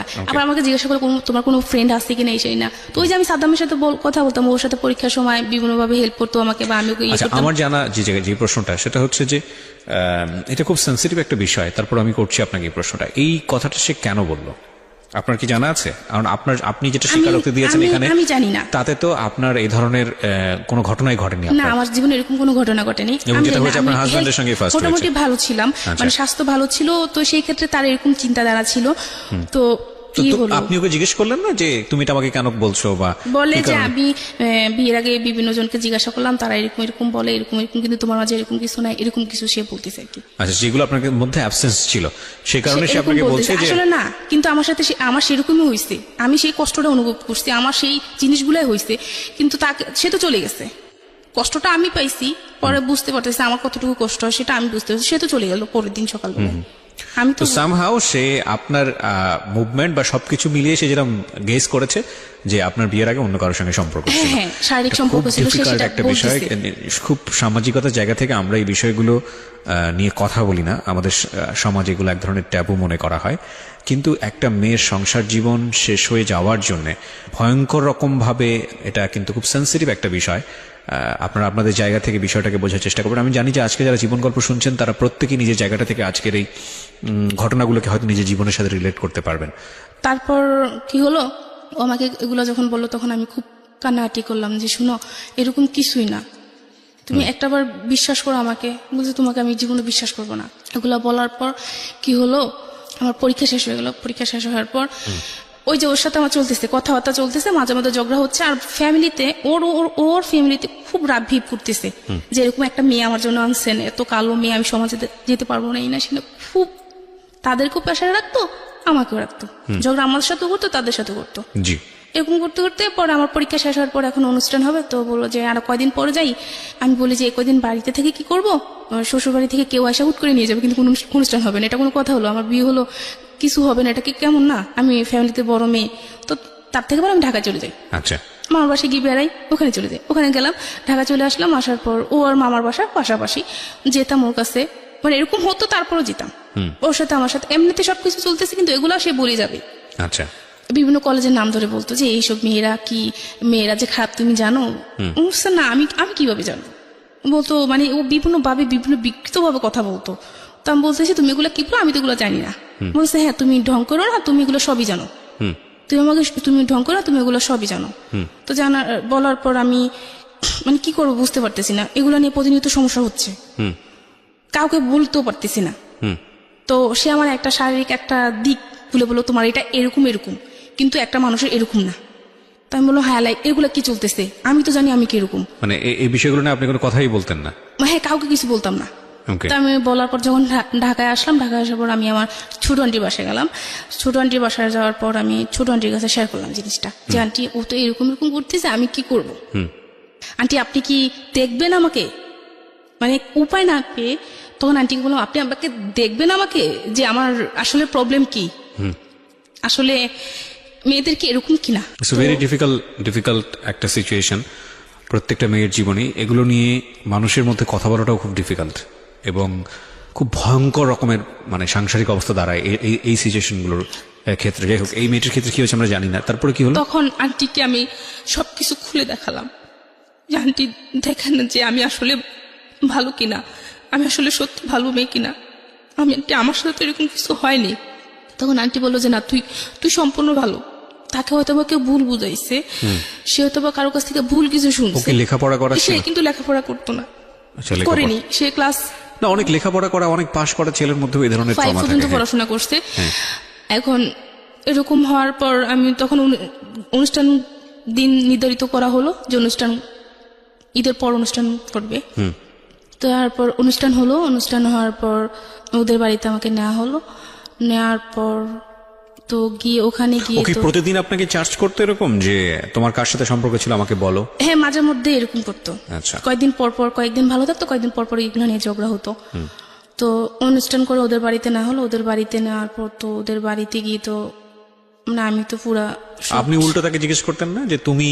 হ্যাঁ, একদিন বলছিলাম যে তুমি যে আমাকে জিজ্ঞেস করছো, তার মানে তো তুমিও নিশ্চয়ই এরকম। হ্যাঁ, একদিন আমি বলেছিলাম এটা, যে তুমি যে আমার এরকম করতেছো, যে ভালো হয় সে ভালো মানুষকে বিশ্বাস, খারাপ মানুষকে বলে যে সে ভালো, যে ভালো সে সবাইকে ভালো মনে করে, এটাই যে খারাপ হয় সে সবাইকে খারাপ। তারপর কি হলো? বলে যে না, আমি এরকম কিছু না, তুই খারাপ।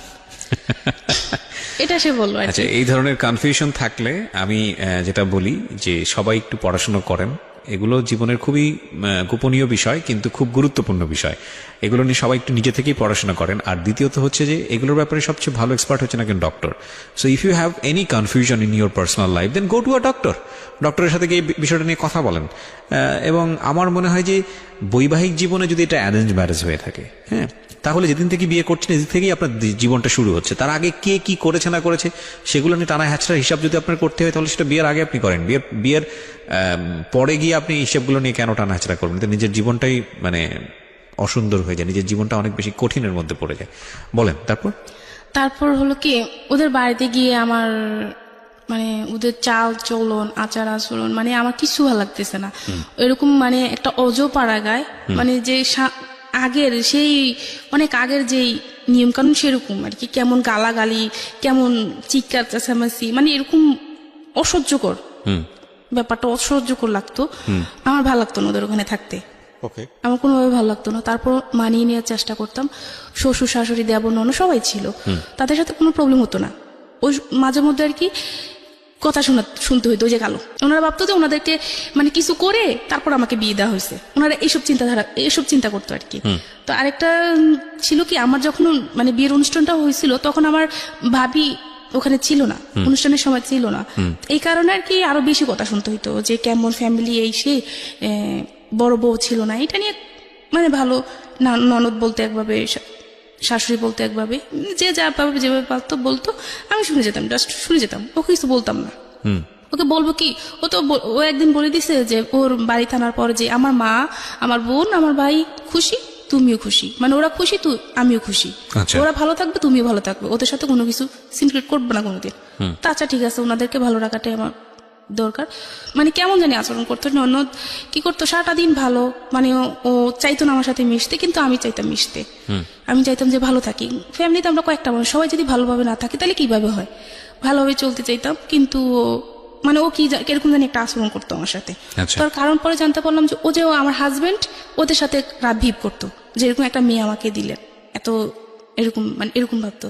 তো ওদের বাড়িতে গিয়ে দেখা গেল কি, আমরা কখনো পুকুরে গোসল করিনি, কখনো পুকুরে গোসল করিনি। তো ওদের ওখানে গিয়ে গোসল করতো, তো খোলামেলা জায়গায় গোসল করা হতো। মানে এটা আমি নিতে পারতাম না, এটা মানে কিভাবে সম্ভব, এগুলো পারি না।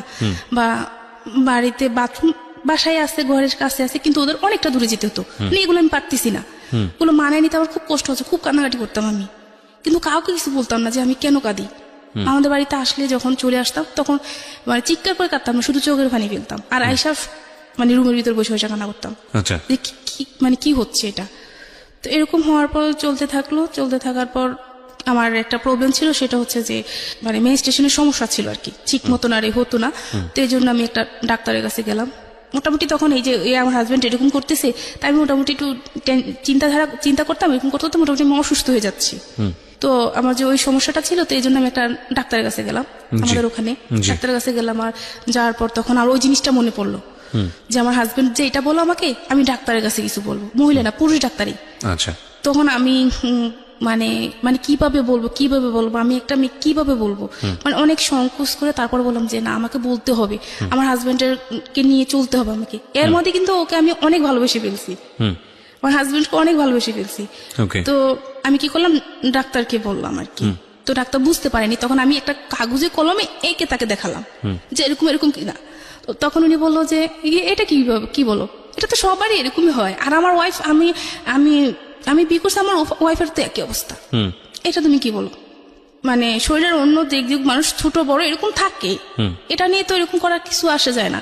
তখন উনি বললো যে তুমি কিসে পড়ো বা পড়াশোনা করছো কিনা।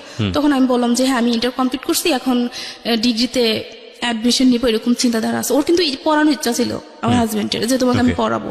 আমাকে জিজ্ঞাসা করছে তুমি পড়বা কিনা, হ্যাঁ আমি পড়বো। তখন কি হলো, ও আমাকে পড়াবে, এখন ভর্তি হতে হবে। যে কোনো জায়গায় তো আমি কোচিং টুচিং করলাম না, কোনো জায়গায় পরীক্ষা দিতে পারবো না, তো আমি যে কলেজে পড়াশোনা করছি ওখানে আমি ডিগ্রিতে ভর্তি হয়ে যাই, ওইটা ভালো হবে। তো আমার চিন্তা ছিল ওখানে পড়াশোনা করবো। এখন আমার হাজবেন্ড কে আমি ওই যে আমার যে বিয়ের আগে যে ফ্রেন্ডটা ছিল, বললাম যে ওর সাথে আমি কথা বলছি, ভাইয়া বললো যে কথা বলিস, ও বললো আর কি তোমার কোনো ছেলে বন্ধু আছে কিনা কলেজের মধ্যে, মানুষ অনেক কিছু থাকে। হ্যাঁ আমার একটা ফ্রেন্ড আছে, সে আমার ক্লাসমেট হলো আছে, ভাই হলো আছে, ফ্রেন্ড হলো আছে, খুব ভালো ছিল, খুব ভালো, ওকে পরিচয় করে দিল। তো পরিচয় ও আবার বললো যে নিপাত তো মানে ঢাকাতে বা কুমিল্লাতে এসব কোনো জায়গা ভালো জায়গা পড়াশোনা করার ইচ্ছা আছে, ওকে ভর্তি করেন, ওখানে ভর্তি করেন, আমরাও পড়াশোনা করবো। ওইটা শোনার পর আমার হাজবেন্ডের মাথায় কাজ করতেছে, কেন ওই ছেলেটা বললো, সম্পর্ক। এটা বলার পর যখন আমার হাজবেন্ড কি করলো, সরাসরি আমার বড় মামির কাছে ফোন দিল আমাকে পড়াশোনার ব্যাপারে, যে বড় মামি ওকে কি করব, ওকে তো তাহলে একটা কাজ করে ওকে কুমিল্লাতে ভর্তি করে দিই, আমার বড় মামিকে বলতেছে। তখন বড় মামি খুব রেগে গেল যে কেন কুমিল্লাতে ভর্তি করাবো তুমি ওকে, হয় ঢাকাতে ভর্তি করাবা, নয় যে কলেজে লেখাপড়া করছে ওখানে ভর্তি করাবা, তুমি কেন কুমিল্লাতে ভর্তি করাবা, এখনকার যুগ তো ভালো না, তুমি থাকবা ঢাকাতে, তোমার ফ্যামিলি থাকবে এক জায়গায়, ওর ফ্যামিলি থাকবে এক জায়গায়, ও থাকবে কুমিল্লাতে, এটা তো হয় না। ও যে অন্য কারোর সাথে চলে যাবে না এটা তো কোনো কথা না, কারণ যেহেতু তুমি পড়াশোনা করো না, সে পড়াশোনা করতেছে, তখন ওর মাথায় অন্য কিছু কাজ করবে। আমার বড় মামি এটা বলতেছে, ওকে তুমি তোমার কাছে রাখো, আর না তুমি গ্রামে পড়া, যে কোনো একটা করো, ওকে এভাবে দেওয়া ঠিক হবে না। মামিও আমি দিক থেকে এটা বললো, তো আমিও চিন্তা করলাম যে হ্যাঁ এটাই ঠিক। তো আমি বললাম যে আচ্ছা আমি যে কলেজে পড়াশোনা করছি ওখানে ভর্তি হয়ে যাই। তো ওখানে ভর্তি করাবা না, ওদের ওখানে একটা কলেজে আমাকে মানে চাপ করতেছে, ওখানে ভর্তি হয়ে যাও। বাবাকে বললো যে দেখেন ও আমার বাড়িতে থাকতে হবে, আমি যে ওকে এখন ঢাকা আনতে পারবো না, আমার একটু প্রবলেম, তো একটা কাজ করেন, ওকে বললেন যে আমাদের ওখানে ভর্তি হইতে, সমস্যা কি, পড়াশোনা করলে কিছু সার্টিফিকেট তো একই, মানে এত কিছু চিন্তা করি না, ও যা বললো তার কথাই ঠিক আছে, ভর্তি হয়ে গেলাম। ওখানে ভর্তি হয়ে গেলাম, ডিগ্রিটা অ্যাডমিশন নেওয়ার পর অতটুকু ভর্তি হওয়ার ডেট আমার যতটুকু ছিল তার আগে আমাকে ভর্তি করে দিয়েছে, যাতে আমি অন্য কোথাও ভর্তি না হতে পারি, মন মানসিকতা আমাদের চেঞ্জ না হয়, ওদের বাড়িতে আনার কিছুদিন পর আমাকে ভর্তি করা হয়। পড়াশোনা যখন আমি ভর্তি হয়ে গেলাম তখন ওই ইয়েকে বললাম, আমি ওই ডাক্তারকে আমি তখন বলতেছি, ডাক্তার বলেছে তুমি কিসে পড়ো, তো বলছে এখান থেকে আমি ইন্টারমিডিয়েট কমপ্লিট করে আমি ওখানে ভর্তি হলাম। তো বলো তুমি তোমার হাজবেন্ড কতটুকু পড়াশোনা করছে, তা আমি আসলে বলতে পারবো না, আমি আদৌ বলতে পারবো না সে কিসে পর্যন্ত পড়াশোনা করছে, একবার শুনি 10, একবার শুনি 5, একবার শুনি 8, এরকমই শুনে আসলাম।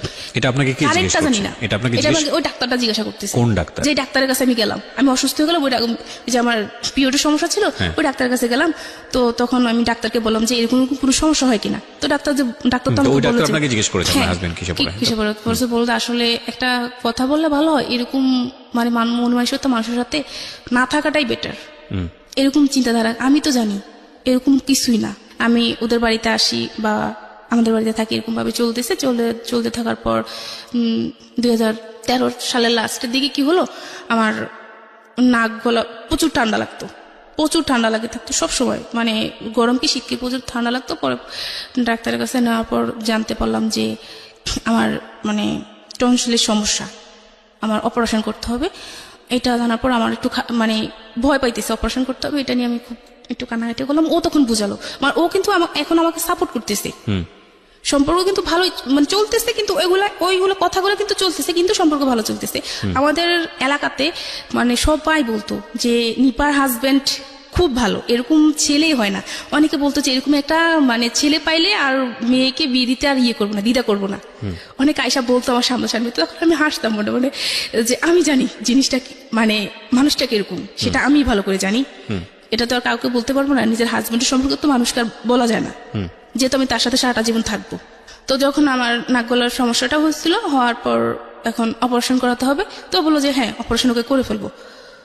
ও অপারেশন জন্য সবকিছু ও নিজে অ্যারেঞ্জ করলো, আমার ফ্যামিলি থেকে কিছু মানে কিছু নেয়নি। যখন যেদিন অপারেশন করতে নিল আমাকে কুমিল্লাতে, মানে আমি দেখলাম যে আমার মা ছিল, আমার ননদ ছিল, ও ছিল, আমার সবার থেকে ও বেশি মানে উইক হয়ে গেল। এত খুব সুন্দরভাবে আমাকে বুঝাচ্ছে, মানে খুব ভালোবাসা দিয়ে, যেমনই তুমি ভয় পেও না, হ্যাঁ আমি থাকবো, আমরা অপারেশনের পর আমরা এই জায়গায় সেই জায়গায় ঘুরতে যাবো, খুব মানে ভালোবাসা দিচ্ছে আমাকে, বুঝাচ্ছে। মানে ওই জিনিসটা তার প্রতি আমাকে মানে খুব বেশি দুর্বল করে ফেলে, যে একটা সময় এরকম করে, কিন্তু পরে সে আমাকে ভালোবাসা দিচ্ছে। ওকে, তো দেওয়ার পর কি হলো, আমার অপারেশন করা হলো। অপারেশন করার পর মোটামুটি ভালো চলতেছে। চলার পর 14 সাল চলতেছে। একদিন আমাকে ফোন দিল ঢাকা আসার জন্য। ও বাড়িতে যেত না ঠিক মতো, বাড়িতে যেতে বলতে বছরে 3 বার যেত, গ্রামের বাড়িতে বছরে 3 বার যেত, আমাকে আনতো মাঝে মাঝে। তো একদিন ফোন দিল যে তুমি আসো, বাড়িতে আসো, ওই ঢাকায় আসো, আসলে বাড়িতে গেলে তো আমার অনেক খরচ, তুমি আসলে আমরা দুজন ভালোভাবে সময়টা কাটাতে পারবো, এটা ভালো হবে না? তুমি সে হ্যাঁ এটা তো ভালো হবে। এটা বলার পর আমি আসলাম, ঢাকায় আসলাম। ঢাকায় আসার পর বললো যে আমাদের বিয়ে তখন 3-4 বছর হয়ে গেল। তো বললো যে চলো আমরা ইয়ে করি, কোনো বেবি হচ্ছে না তখন। তা বললো যে চলো আমরা নামাজ পড়তে যাবো, হাইকোর্ট মাজারে নামাজ পড়তে যাবো। আচ্ছা। তো আমি বললাম যে হ্যাঁ এটা তো খুব ভালো কথা, আসো যাই। তো দুজন মিলে নামাজ পড়লাম, নামাজ পড়ে আসলাম। তো ও আমাকে বললো যে তুমি কিছু চাইও আল্লাহর কাছে, আমি কিছু চাইবো আল্লাহর কাছে। তো আমাকে বললো যে আমি বলবো না, কিন্তু তুমি বলতে হবে তুমি কি চাইছো আল্লাহর কাছে। তো এটা বলার পর আমি কি করলাম, যাক আসলাম, নামাজ পড়ে আসলাম। আসার পর এখন বাহিরে বসে একটা ফুচকা দোকানে বসলাম। বসার পর বললো যে তুমি কি চাইছো আল্লাহর কাছে। আমি বললাম যে বলবো। বলে কি? আমি একটা বেবি চাইছি আল্লাহর কাছে, যে আমার একটা বেবির দরকার। অনেকদিন তো হয়ে গেল বিয়ে হলো, এখন আমার একটা বেবির দরকার। তো আর কিছু চাইতে পারলাম না, তুমি বেবি চাইতে গেলা। তুমি চাইতে আমার যাতে ভালোভাবে ইনকাম করতে পারি, আমার টাকা পয়সা হোক, তারপরে তোমার বেবি। তোমার মানে বেবি এখন নিতে পারবো না, আমার পক্ষে সম্ভব না এখন বেবি নেওয়া। বললো কি বললো এটা? পরে বলে যে শুনো আমি একটা কথা বলি, তুমি আমার কথাটা শোনো মনোযোগ দিয়ে, এটা করলে ভালো হবে আমাদের। তো বললাম কি? পরে বলে যে আমি তোমাকে ঢাকায় রাখার পর আমি তোমাকে বিভিন্ন হোটেলে দিয়ে আসবো, দিয়ে আসার পর মানে তুমি ইয়ে করে টাকা ইনকাম করবা। কি বলেন এসব? মানে হঠাৎ করে এক লোক আপনাকে এই ধরনের কথাবার্তা বলবে? এটা বলতেছে যে এরকম মানে ইনকাম করব, তারপর আমাদের অবস্থা ভালো হবে, ভালো হলে তারপর আমরা যে বেবি হচ্ছে না ডাক্তার ডাক্তার দেখালে বেবি হয়ে যাবে। এটা বিশ্বাস করার মতো কথা না, কিন্তু ঠিক এটাই করছে আমার সাথে। তো আমি বললাম যে কি বলো এটা? পরে বলে যে হ্যাঁ কিছু হবে না, এটা শুধু তোমার আর আমার মাঝে থাকবে। আসো আমরা তো নামাজ পড়ছি, নামাজ পড়ে আমরা ইয়ে করবো যে আমরা কখনোই এই কথাগুলো আমাদের মাঝে থাকবে। যখন একটা সময় আমাদের সবকিছু হয়ে যাবে তখন আর হবে না, মানে এগুলো বন্ধ করে দেব, তখন আমরা ভালোভাবে চলতে পারবো। টাকা পয়সা যখন হয়ে যাবে আমি ভালো একটা বিজনেস করবো। ইলেকট্রনিক্সের কাজ করতো, ভালো ইলেকট্রনিক্সের। ওকে পয়সা কড়ির অভাব ছিল? বিয়ে হওয়ার পর আস্তে আস্তে আর কি, প্রথম যখন জানলাম টাকা পয়সা ভালো ছিল, কিন্তু পরে বুঝতে পারলাম যে টাকা পয়সা আসলে তেমন নাই। আচ্ছা, তখন পড়াশোনার খরচ কে দিত? পড়াশোনার খরচ বলতে ভর্তি হওয়ার পর তার পড়াশোনা করতে পারিনি। ওই কলেজে 2-3 বার। জামাইয়ের সঙ্গে থাকতেন না ওই সময়টা? না, আমি ওদের বাড়িতে থাকতাম, আমাদের বাড়িতে থাকতাম, ঢাকায় থাকতাম না। তো যখন ও এটা বললো, আমি বললাম যে কি বলো এটা কিভাবে সম্ভব? আল্লাহ, তুমি নামাজ পড়ে আয়সা এখন এটা বলতেছো? পরে বলে যে আরে কি হয়েছে, সমস্যা নেই, তোমার আর আমার মাঝে তো থাকবে এটা, তোমার আর আমার মাঝে থাকবো। আমি না, আমি এটা পারবো না। তো বাসায় গেলাম, বাসায় গিয়ে আসতে এই কথাটাই বললো যে আমি নিয়ে আসবো, তো ইয়ে করো। না, আমি এটা পারবো না, আমি এটা পারবো না, তুমি যাই করো না কেন আমি এটা পারবো না, আমাকে বাড়ি পাঠিয়ে দাও, আমি বাড়ি চলে যাবো। ওকে, আল্লাহর ভয় করো, আমরা মরলে কি করবো, এটা তুমি কি ধরনের কথা বলো? এটা বলে অনেকবার বোঝানোর পর তো বলো যে আচ্ছা ঠিক আছে, ওখানে ঠিক আছে। পরের দিন আমি বাড়িতে চলে গেলাম, কাউকে কিছু বললাম না এটা নিয়ে। বাড়িতে চলে গেলাম। বাড়িতে চলে যাওয়ার পর কি হলো, একদিন আমি ঘরে শুয়েছি, গোসল করে এসে শুয়েছি। তো আমার ছোট দেবর কোথায় থেকে যেন আসলো, আয়সা মানে হঠাৎ করে এসে আমার গালে একটা কিস করলো। করার পর আমি লাফ দিয়ে উঠলাম। লাফ দিয়ে উঠার পর বললাম যে তুমি এটা কি করলা, এটা কি তোমার উচিত হয়েছে? আমি সবাইকে এখন বলে দেবো। তো বললো যে ভাবি কাউকে কিছু বললেন না। এখন মানে আমি চিন্তা করতেছি কি করবো, ওকে বলবো না আমার শাশুড়িকে বলবো। এর আগেও মানে করতো, আসতো বসতো কাছে বা জড়িয়ে ধরার চেষ্টা করতো, বলছে এগুলো করো না, এগুলো ভালো না, আমি মাকে বলবো, এরকম বলতাম। পর হঠাৎ করে তো ওই দিন সে আমার সাথে সেই কাজটা করলো। করার পর কি করলাম, আমি মানে কাউকে কিছু বললাম না আর, মানে ভাবতেছি কি করব। তো কাউকে কিছু না বলার পর আমি আমাদের বাড়িতে চলে আসলাম। এখন ও বলতেছে যে আমি ওদের বাড়িতে যেতে আবার। যাওয়ার পর বললো যে আমি যাব না। কেন যাব না? যাব না, খুব ঝগড়া হচ্ছে এটা নিয়ে, যাব না। পরে বললাম যে কেন যাবো আমি তোমাদের বাড়িতে, তোমার ভাই এই কাজ করছে আমার সাথে, এখন আজকে সে এটা করলো, অন্যদিন যে সে অন্য কিছু করবে না সেটা কোনো মানে শিওর তুমি দিতে পারবা? এটা আমার বাবা শুনলো, আমার কাকা তখন এটা শুনলো। শোনার পর কি করলো, আমার কাকা তখন খুব রাগ করলো। ও যে আমি মেয়ে বিয়ে দিছি একজনের কাছে, আমার মেয়ের সাথে এরকম কেন হবে, আমি এখানে মেয়ে দিব না, এখানে যত কিছু হোক আমার প্রয়োজনে যা করার লাগে আমি আমার মেয়েকে নিয়ে আসবো, আমি এখানে মেয়ে দিব না। এটা বলার পর ও শুনলো এগুলা, বাবা যখন এগুলো বললো ও শুনে ফেললো, ফোনের অপর প্রান্তে ওগুলো শুনে ফেলার পর এখন ও বোঝালো যে থাক, যা হওয়ার হয়েছে, তুমি বাড়ি চলে যাও, থাক, এরকম করো না মরি না, ভালোবাসা দিয়ে কথা বললো, ভুলে গেলাম, গেলাম ওদের বাড়িতে চলে গেলাম। এখন ওই যে বাবা এগুলা বললো, বাবাকে নিয়ে ওর চিন্তাধারা অন্যরকম হয়ে গেল। আচ্ছা, এখন আমাদের বাড়িতে আমাকে যেতে দিবে না। যখন বলতাম যে বাবার বাড়িতে যেতে, তখন যেতেন দিত না, কেন দিবা না, এই না সেই না, এটা বলতাম, বলতে যাওয়া লাগবে না, এই না সেই না। আবার যেতাম গেলে মানে ফোন দিত, যদি 1 মিনিট লেট হইতো ফোন রিসিভ করার জন্য তখনই ধরতো, কার সাথে ছিলা, ফোন ধরলা না কেন, রাতে ফোন যদি দিত, যদি আমি ঘুমাই থাকতাম ধরতে দেরি হতো, তো মানে ডাইরেক্ট এগুলো বলতো যে কয়জনের সাথে ছিলা, এই সেই। তোর বাবা মা, যেহেতু বাবার বাড়িতে আসতে চাইতাম, তো বলতো তোর বাবা মা কি তোকে ব্যবসা করার জন্য কি তোকে নিয়ে আসছে কিনা। তারপর গালাগালি করতো। হ্যাঁ, খুব অকথ্য ভাষায় গালিগালাজ করতো। আমি চাইতাম যে না, ওদের বাড়িতে থাকবো, আমি আমার বাবার বাড়িতে থাকবো, ওখানে থাকলে ভালো লাগে, ওখানে ভালো লাগে না। তখন কি হলো, তো ও সন্দেহ করতে শুরু করলো যে আমার বাবার সাথে, যে তোর বাবার সাথে তোর অবৈধ কোনো সম্পর্ক আছে। কি বললো, উনি আমার বাবা, মানে বাবা, বাবা কি তোর কাকা, তোর তো আপন বাবা না, ভেরি ভেরি ইনটলারেবল, তুই তো আপন বাবা না। তখন ভাইয়া মানে এটা শোনার পর যে আমি কোন পর্যায়ে ছিলাম আমি জানি না। আমার বাবা এরকম একটা মানুষ ছিলেন যে এত ভালো ছিলেন। আমার কি হয়েছিল, একবার কি হয়েছিল, মা ভাই বোন কেউ ছিল না বাসায়, শুধু আমি ছিলাম। আমি খুব অসুস্থ হয়ে গেছি, আমার পানির দরকার, বাবা পানি নিয়ে দরজার অপর প্রান্তে দাঁড়িয়ে আছে, আমার রুমে ঢুকে না যে আমি কোন অবস্থায় আছি। 10 মিনিট থাকার পর বাবা বললো কি মা পানি নিবি না, তখন এসে আমি নিলাম। সেই বাবাকে নিয়ে সেই ধরনের কথা বললো। তখন আমি আমার পক্ষে আর মানে আর পারতেছি না। তখন আমি আমার দাদুর কাছে বললাম যে দাদি এই হচ্ছে, এখন কি করব। দাদি তো খুব করতেছে, হায় রে, আমার ছেলে শুনলে কি হবে, এটা যে আমার ছেলে এত কষ্ট করলো আমার নাতিদের নিয়ে, সেই ছেলেটা এখন জীবনের এই পর্যায়ে আসা এরকম কথা শুনতে হচ্ছে। মানে খুব কান্নাকাটি করতাম তখন, মানে হায় রে কান্না, কাউকে বুঝতে দিতাম না ফ্যামিলিতে, কিন্তু রাতের পর রাত কান্না করতাম। তো এরকম হওয়ার পর 2015 সালের দিকে আমার ছোট বোনের একটা প্রবলেম হয়েছিল, যে বিয়ে দেওয়া হয়েছে, বিয়ে দেওয়ার যাই হয়েছে সমস্যা, 2-3 দিন পর ওকে নিয়ে আসা হলো।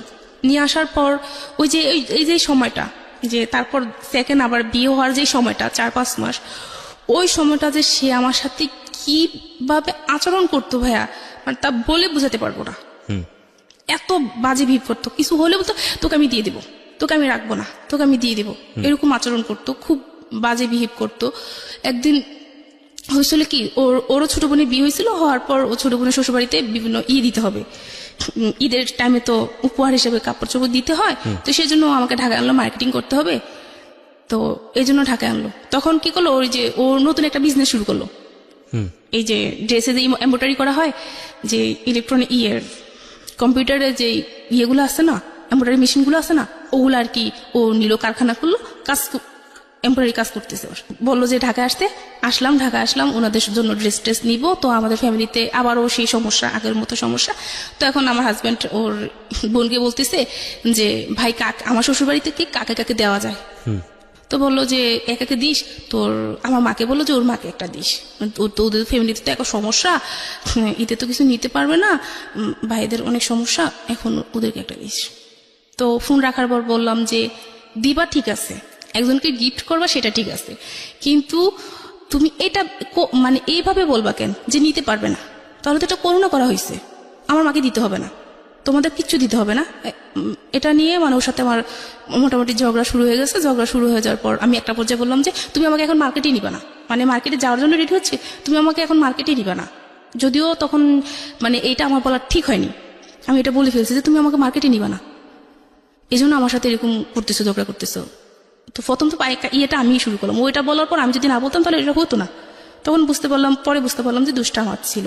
তো এরকম যখন ঝগড়া একটা পর্যায়ে ঝগড়া চলতেছে, আমি বললাম যে তুমি নিবা না, এটা বলার পর কি করলো, খুব রাগ হওয়ার পর একটা দিয়ে লাঠি দিয়ে আমাকে একটা পিটা দিল, মানে খুব জোরে একটা পিটা দিল। দেওয়ার পর আর কি ওই বাঁশের ইয়েটা ছিল, তো ছিল ওর হাতের ভিতরে ওই বাঁশের ইয়েটা ভেঙে ঢুকে গেছে। ওরও রক্ত বের হচ্ছে, আমারও রক্ত বের হচ্ছে, খুব রক্ত বের হচ্ছে। এখন আমার যে রক্ত বের হচ্ছে আমার ওটা খেয়াল নাই, ওর রক্ত বের হচ্ছে, আমার ওটাই মাথায় কাজ করতেছে, ওর রক্ত বের হচ্ছে, মানে ওরা আমি ঝড়াই ধরতেছি, তোমার হাতে রক্ত বাড়া ইয়ে করতেছে, দেখো আমি ওষুধ দিয়ে এসে, মানে ও তো আমাকে তখন ফেলে দিচ্ছে, ঝাড়া দিয়ে ফেলে দিচ্ছে যে না সর, তোর লাগবে না, এই না সেই না। এখন ও খেয়াল করলো যে আমার হাত তো কেটে গেছে, তখন ও আবার ওর হাত রেখে আমার ইয়ে করলো। মানে এই যে দুইজনের যে একটা ভালোবাসার ইয়ে, বিষয়টা হচ্ছে ওদের মধ্যে কিন্তু লাভ ছিল, সো এগুলো নোট করার মতো। এই বিষয়গুলো আছে, তারপরেও সন্দেহ আছে, তীব্রতা আছে, একজন আরেকজনকে দংশন করার মতো যে ধরনের ভেতরে বিষ থাকা দরকার সেই ধরনের ব্যাপারও আছে। এবং এটা অফকোর্স এটা মেল ডোমিনেন্ট একটা সংসার, যেখানে আসলে আর একটা জিনিস যে যখন একজন মানুষ জীবন গল্প বলে তখন সে নিজেকে ছাপিয়েই বলে, মানে নিজেকে এমন একটা জায়গায় সে প্রেজেন্ট করে যে আসলে সে অপরাধী না। হয়তো তার হাজব্যান্ডের কাছ থেকে শুনলেও হয়তো অনেক বিষয় দেখা যাবে তার ওয়াইফ সম্পর্কে সে বলছে, তো সেটাও একটু ভাবার বিষয় আছে। সবকিছু মিলিয়ে আপনারা ভাবেন, আমরা একটা আলটিমেট একটা মেসেজ নিতে চাই, দেখা যাক কতদূর সেটা আমরা পেতে পারি। হ্যাঁ বলেন। তারপর মানে এরকম চলতেছিল, তো চলার পর খুব মানে ভালোবাসা মারামারি এ করে আসলাম বাড়িতে আসার পর ও আসলো, ঈদে আসার পর কি হলো, বোনের হাজবেন্ড বোন সহ আমাদের বাড়িতে, আমার শ্বশুর বাড়িতে আসলো। আসার পর আমি আমার দেবরের সাথে কথা বলতেছি, ও আমাকে চা চাইছিল যে আমাকে চা দাও, তো দাঁড়াও তুমি দাঁড়াও আমি দিচ্ছি। তো ভাইয়ের সাথে কথা বলতেছি যে ভাইয়া যাই হয়েছে এতদিন সংসারে যেভাবে হয়েছে, কারণ এখন আমাদের দায়িত্ব যে সংসারটাকে ভালোভাবে তৈরি করা। আপনার বোন ছিল, বোনটাকে বিয়ে দিয়েছেন, এখন আমরা মানে ভালোভাবে সংসারটাকে সুন্দরভাবে গুছিয়ে তুললে আর সমস্যা নাই। এভাবে নিয়ে ভাইয়ের সাথে সাংসারিক ভাবে কথা বলতেছে। ও আমার হাজবেন্ড ওই যে বলো চা দিতে, আমার মনে নাই, তো 10 মিনিট পরও আমাকে ডাক দিল, খুব জোরে ডাক দিল। তো ডাক দেওয়ার পর কি করলো, আমি গেলাম, যাওয়ার পর মানে কিছু বুঝে ওঠার আগে ও আমাকে এমন জোরে একটা থাপ্পড় দিল, মানে আমি পুরা পড়ে গেলাম, মানে কি হলো এটা। তো আমি মানে তখন হাসতেছি, আমার চিন্তাধারা ছিল যে আমি যখন এখন যদি মানে কোনো কিছু জোরে কোনো কিছু করি, তাহলে আমার ননদ আছেন না ওর হাজবেন্ড আছে, ননদ আছে ওর হাজবেন্ড আছে, ওরা যদি শুনে তাহলে ব্যাপারটা খারাপ দেখান না, আমার ননদ কথা শুনতে হবে শ্বশুরবাড়িতে। আমি একটা মেয়ে হয়ে অন্তপক্ষে এটা পারবো না, আমার ননদ আমার সাথে যাই করুক না কেন বা ও যাই করুক না কেন। তো এটা বলার পর আমি কি করলাম, ওকে চা এনে দিলাম। আমার মা আমার ছোট বোন তখন ওদের বাড়িতে ছিল, অন্য ঘরে ঘুমালো। তো আমি কি করলাম, ওকে চা এনে দিলাম। ও কি করলো, হাত থেকে পিরিচ ছিল, পিরিচটা ফেলে দিয়ে গায়ের ভিতরে চা ঢেলে দিল, গরম চা পিঠে। Very bad. ঢালার পর আর কি, তারপরে কিছু করি না, তখন ওর পায়ে ধরে বসেছি যে জানে একটা কথাও বলো না, তুমি চা বলার পরে বলো ঘরে নতুন জামাই আছে, মানে এভাবে বলতেছে ওকে, জান পাখি যা আছে ওকে এগুলো বলে, মানে তারপর শুলাম। শোয়ার পর চোখ বন্ধ করে কতক্ষণ পর আবার দেখি আমার গায়ে মারতেছে, মানে এতক্ষণ কিসের কথা বলতে কার সাথে? আমার দেবরের সাথে। হ্যাঁ আমি তোকে বললাম। এখন মারার পর এখন আমার শাশুড়ি হঠাৎ করে উঠলো, উঠে দেখে যে এরকম হচ্ছে। তো আমার শাশুড়ি কি শুরু করলি, এখন আমার শাশুড়িকে বকতেছে আপনার হাজবেন্ড, হ্যাঁ, যে খেয়াল রাখে না কিভাবে চলতেছে ঘরের ভিতরে, ওরা এসব খেয়াল রাখে না, মাকে খুব বকতেছে। তো মানে আপনাকে মারছে কেন? ওনার ভাইকে তো শাসন করা উচিত ছিল। ওদের সাথে না, ভাইয়ের সাথে আমরা খারাপ কোনো কথা বলতেছি না, ভাই তো খারাপ কিছু বলতেছে না আমাকে, আমি তো সংসারের বিষয়ে কথা বলতেছি। তো ওর মাথায় কি আমি তো সেটা বুঝতে পারতেছি না, ও কেন এরকম করতেছে। একটা সময় সে আমাকে ভালোবাসতেছে, আমার অসুস্থ হয়ে গেলে মানে আমাকে সে কি করবে, শুধু চিন্তাধারা এটা থাকে যে কোন ডাক্তার দেখালে আমাকে ভালো হবে, কোথায় নিলে আমাকে ভালো হবে, তার মাথায় শুধু এসব কাজ করে। আবার 19 থেকে 20 হতে গেলে আবার মারামারি গালাগালি, খুব এরকম চলতেছে। চলার পর তখন পরের দিন আবার এটা মিটমাট হয়ে গেল, নিজে সব মিটমাট করে ফেললো। আমার মা ছিল ওদের বাড়িতে, তখন আমার মাকে আমার শাশুড়ি বললো, আমাকে মারছে সেটা বলে নাই, বললো যে গালাগালি করছে। পরে আমাকে বললো যে মা কি হয়েছে, তো মা কিছু হয় না, আমি সব শুনছি। তখন মার কাছে আমি স্বীকার গেছি যে মা এরকম এরকম হয়েছে। তো মা বিশ্বাস করতে পারে না যে মা জামাই এরকম করবে, মানে আমার ফ্যামিলির কোনো মানুষ জানে না যে আমার হাজবেন্ড এরকম করতেছে আমার সাথে। ছোট আন্টি একটু জানে, ছোট আন্টিকে একটু জানি, পরে ছোট বোনকে একটু বলতেছি, ওকে সম্পূর্ণ বলতেছি না। তো এরকম চলতে থাকলো। তো একটা সময় কি হলো, ওই যে ওর চললো, মানে বিজনেসটা শুরু করলো। তো একদিন আমাকে ফোন দিয়ে বললো, 2016 সালের দিকে কোরবানি ঈদ ছিল, তার 2-3 দিন আগে। 3-4 দিন আগে আর কি। আমি ঢাকা এসে দেখা দেখি বেড়ে আবার দেশে গেলাম, যাওয়ার পর ও ফোন দিল আমাকে। ফোন দিয়ে বলল একটা কথা। আমি বললাম যে কি? বলো। বলে যে মানে আমার যদি বিজনেসটা মানে একটু ভালো হয় তাহলে তুমি আমাকে হেল্প করবা। করবো না কেন, মানে ও বিজনেস করার জন্য আমি আমার ফ্যামিলি থেকে টাকা পয়সা এনে দিছি। যখন ও ব্যবসাটা শুরু করে তখন আমার ফ্যামিলি থেকে টাকা পয়সা এনে দিছি। হ্যাঁ, তো এখন এনে দিলাম, এখন যদি সামনে কিছু লাগে আমার যতটুকু লাগে আমি হেল্প করব। তো বললো যে অন্য উপায় কি? তখন বললো যে আবারও সেম সেটা, যখন বাহিরেতে যখন আমাদের মিশন আরো বাড়াবো তখন বাহিরে আমরা কাজটা মালটা সেল দিব, তখন যখন বাইরে আসবে তখন তাদেরকে খুশি করাতে পারবো না। কি বলতে চাও তুমি সেটা বলো। ওকে। তো বললে যে কেন বুঝো না? তা আমি বলছি যে আমার পক্ষে সম্ভব না। সামহাও ঘুরে ফিরে আপনাকে ওই জায়গাটায় নিয়ে যাওয়ার চেষ্টা করছে। তখন আমি ওর সাথে রাবিব করলাম যে তুই কেন এরকম করতেছিস আমার সাথে, আর আমি কার জন্য করবো? তোর ভাই বোনের জন্য কেন করবো? আমি ওদের সাথে আমি কোনো অন্যভাবে চলতেছি না। তোর ভাই বোনের জন্য কেন আমি এটা করব? আমার বাচ্চা আছে, আমি কাকে খাওয়াবো? আমার একটা বাচ্চাও নিতেছে না। বাচ্চা নেওয়ার কথা বলে যে এখন নেওয়া যাবে না। বাচ্চা নেওয়ার জন্য ফোন দিলে বলতাম যে আমার বাচ্চার দরকার, এসে তখন কি করতো, সে বলতো যে আমি পারবো না, বাচ্চা নিব এখন, নিতে পারবো না, এখন নিলে আমার ফ্যামিলি দেখবে কি?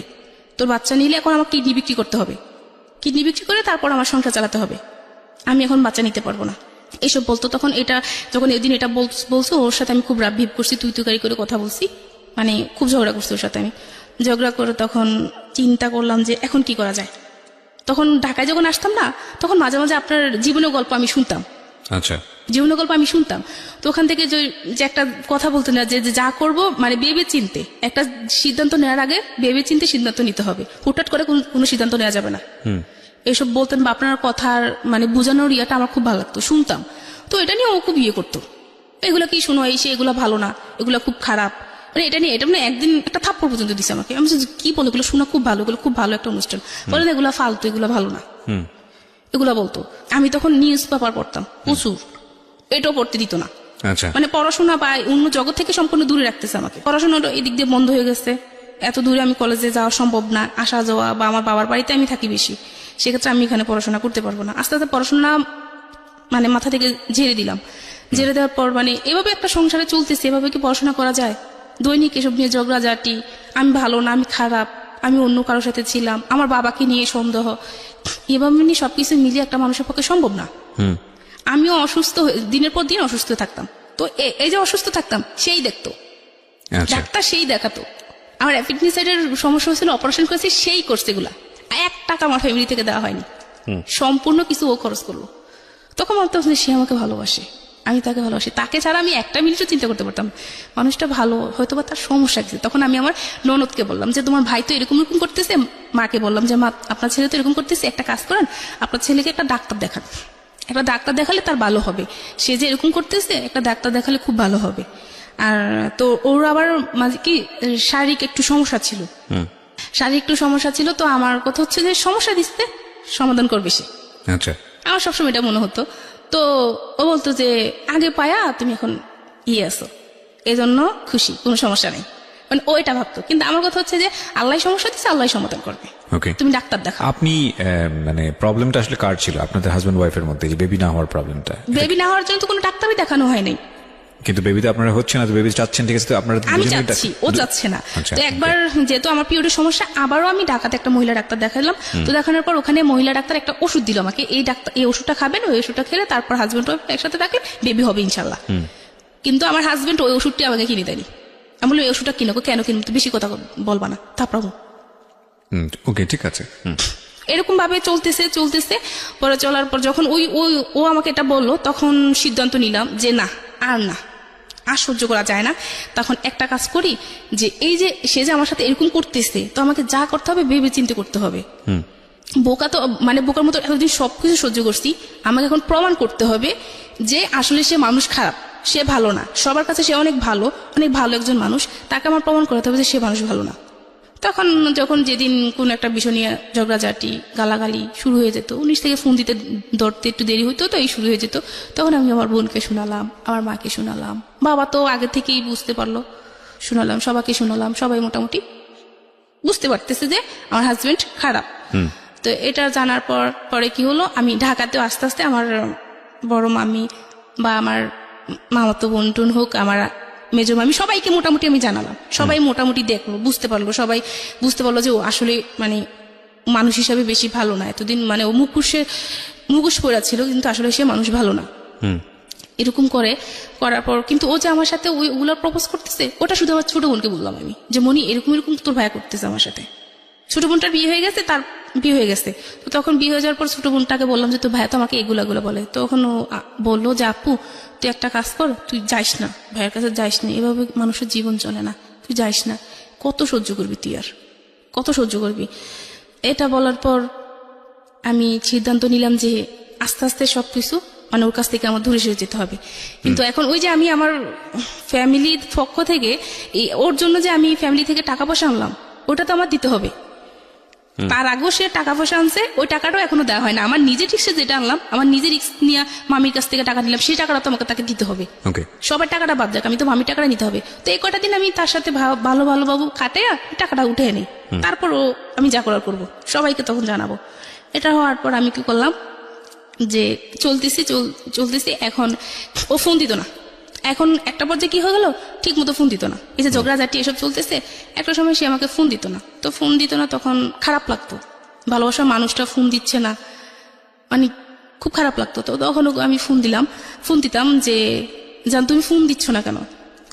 তো বললো যে তোর রূপ আছে না গুণ আছে, তোর কোনটা আছে যে তোর সাথে আমি কথা বলবো? তোর রূপ আছে না গুণ আছে, কোনটা নিয়ে কথা বলবো তোর সাথে? এটা বলার পর নিজের কাছে একটু খারাপ লাগলো। ওই দিনে মনে হলো আর কি আমার হাজবেন্ড আমাকে পছন্দ করে বিয়ে করেনি। ও বিয়ের পর দিন একটা বললো, তারপর থেকে আমাকে আর কোনোদিনও বুঝতেই দেয়নি।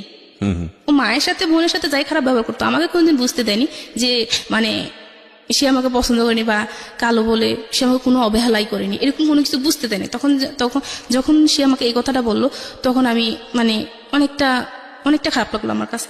তো খারাপ লাগার পর আমি আমাদের বাড়িতে আসলাম। আসার পর মাকে বললাম যে মা এরকম মানে আপনার জামাই তো এই কথা বলতেছে আমাকে। তো বলার পর মা বলে যে মানুষটা বর্তমানে কত কিছু ব্যবহার করে, তুই সব ব্যবহার কর, তুই দেখবি ফর্সা হয়ে যাবি। মা এইগুলো কি বললেন, এগুলো তো ঠিক না, কয়দিন ব্যবহার করবো কালো হয়ে যাবে আবারও। তো মা কি করলো, একজনের কাছ থেকে পরামর্শ নিয়ে দে, তুই ব্যবহার করে এগুলা। তাকে এগুলো ব্যবহার করা শুরু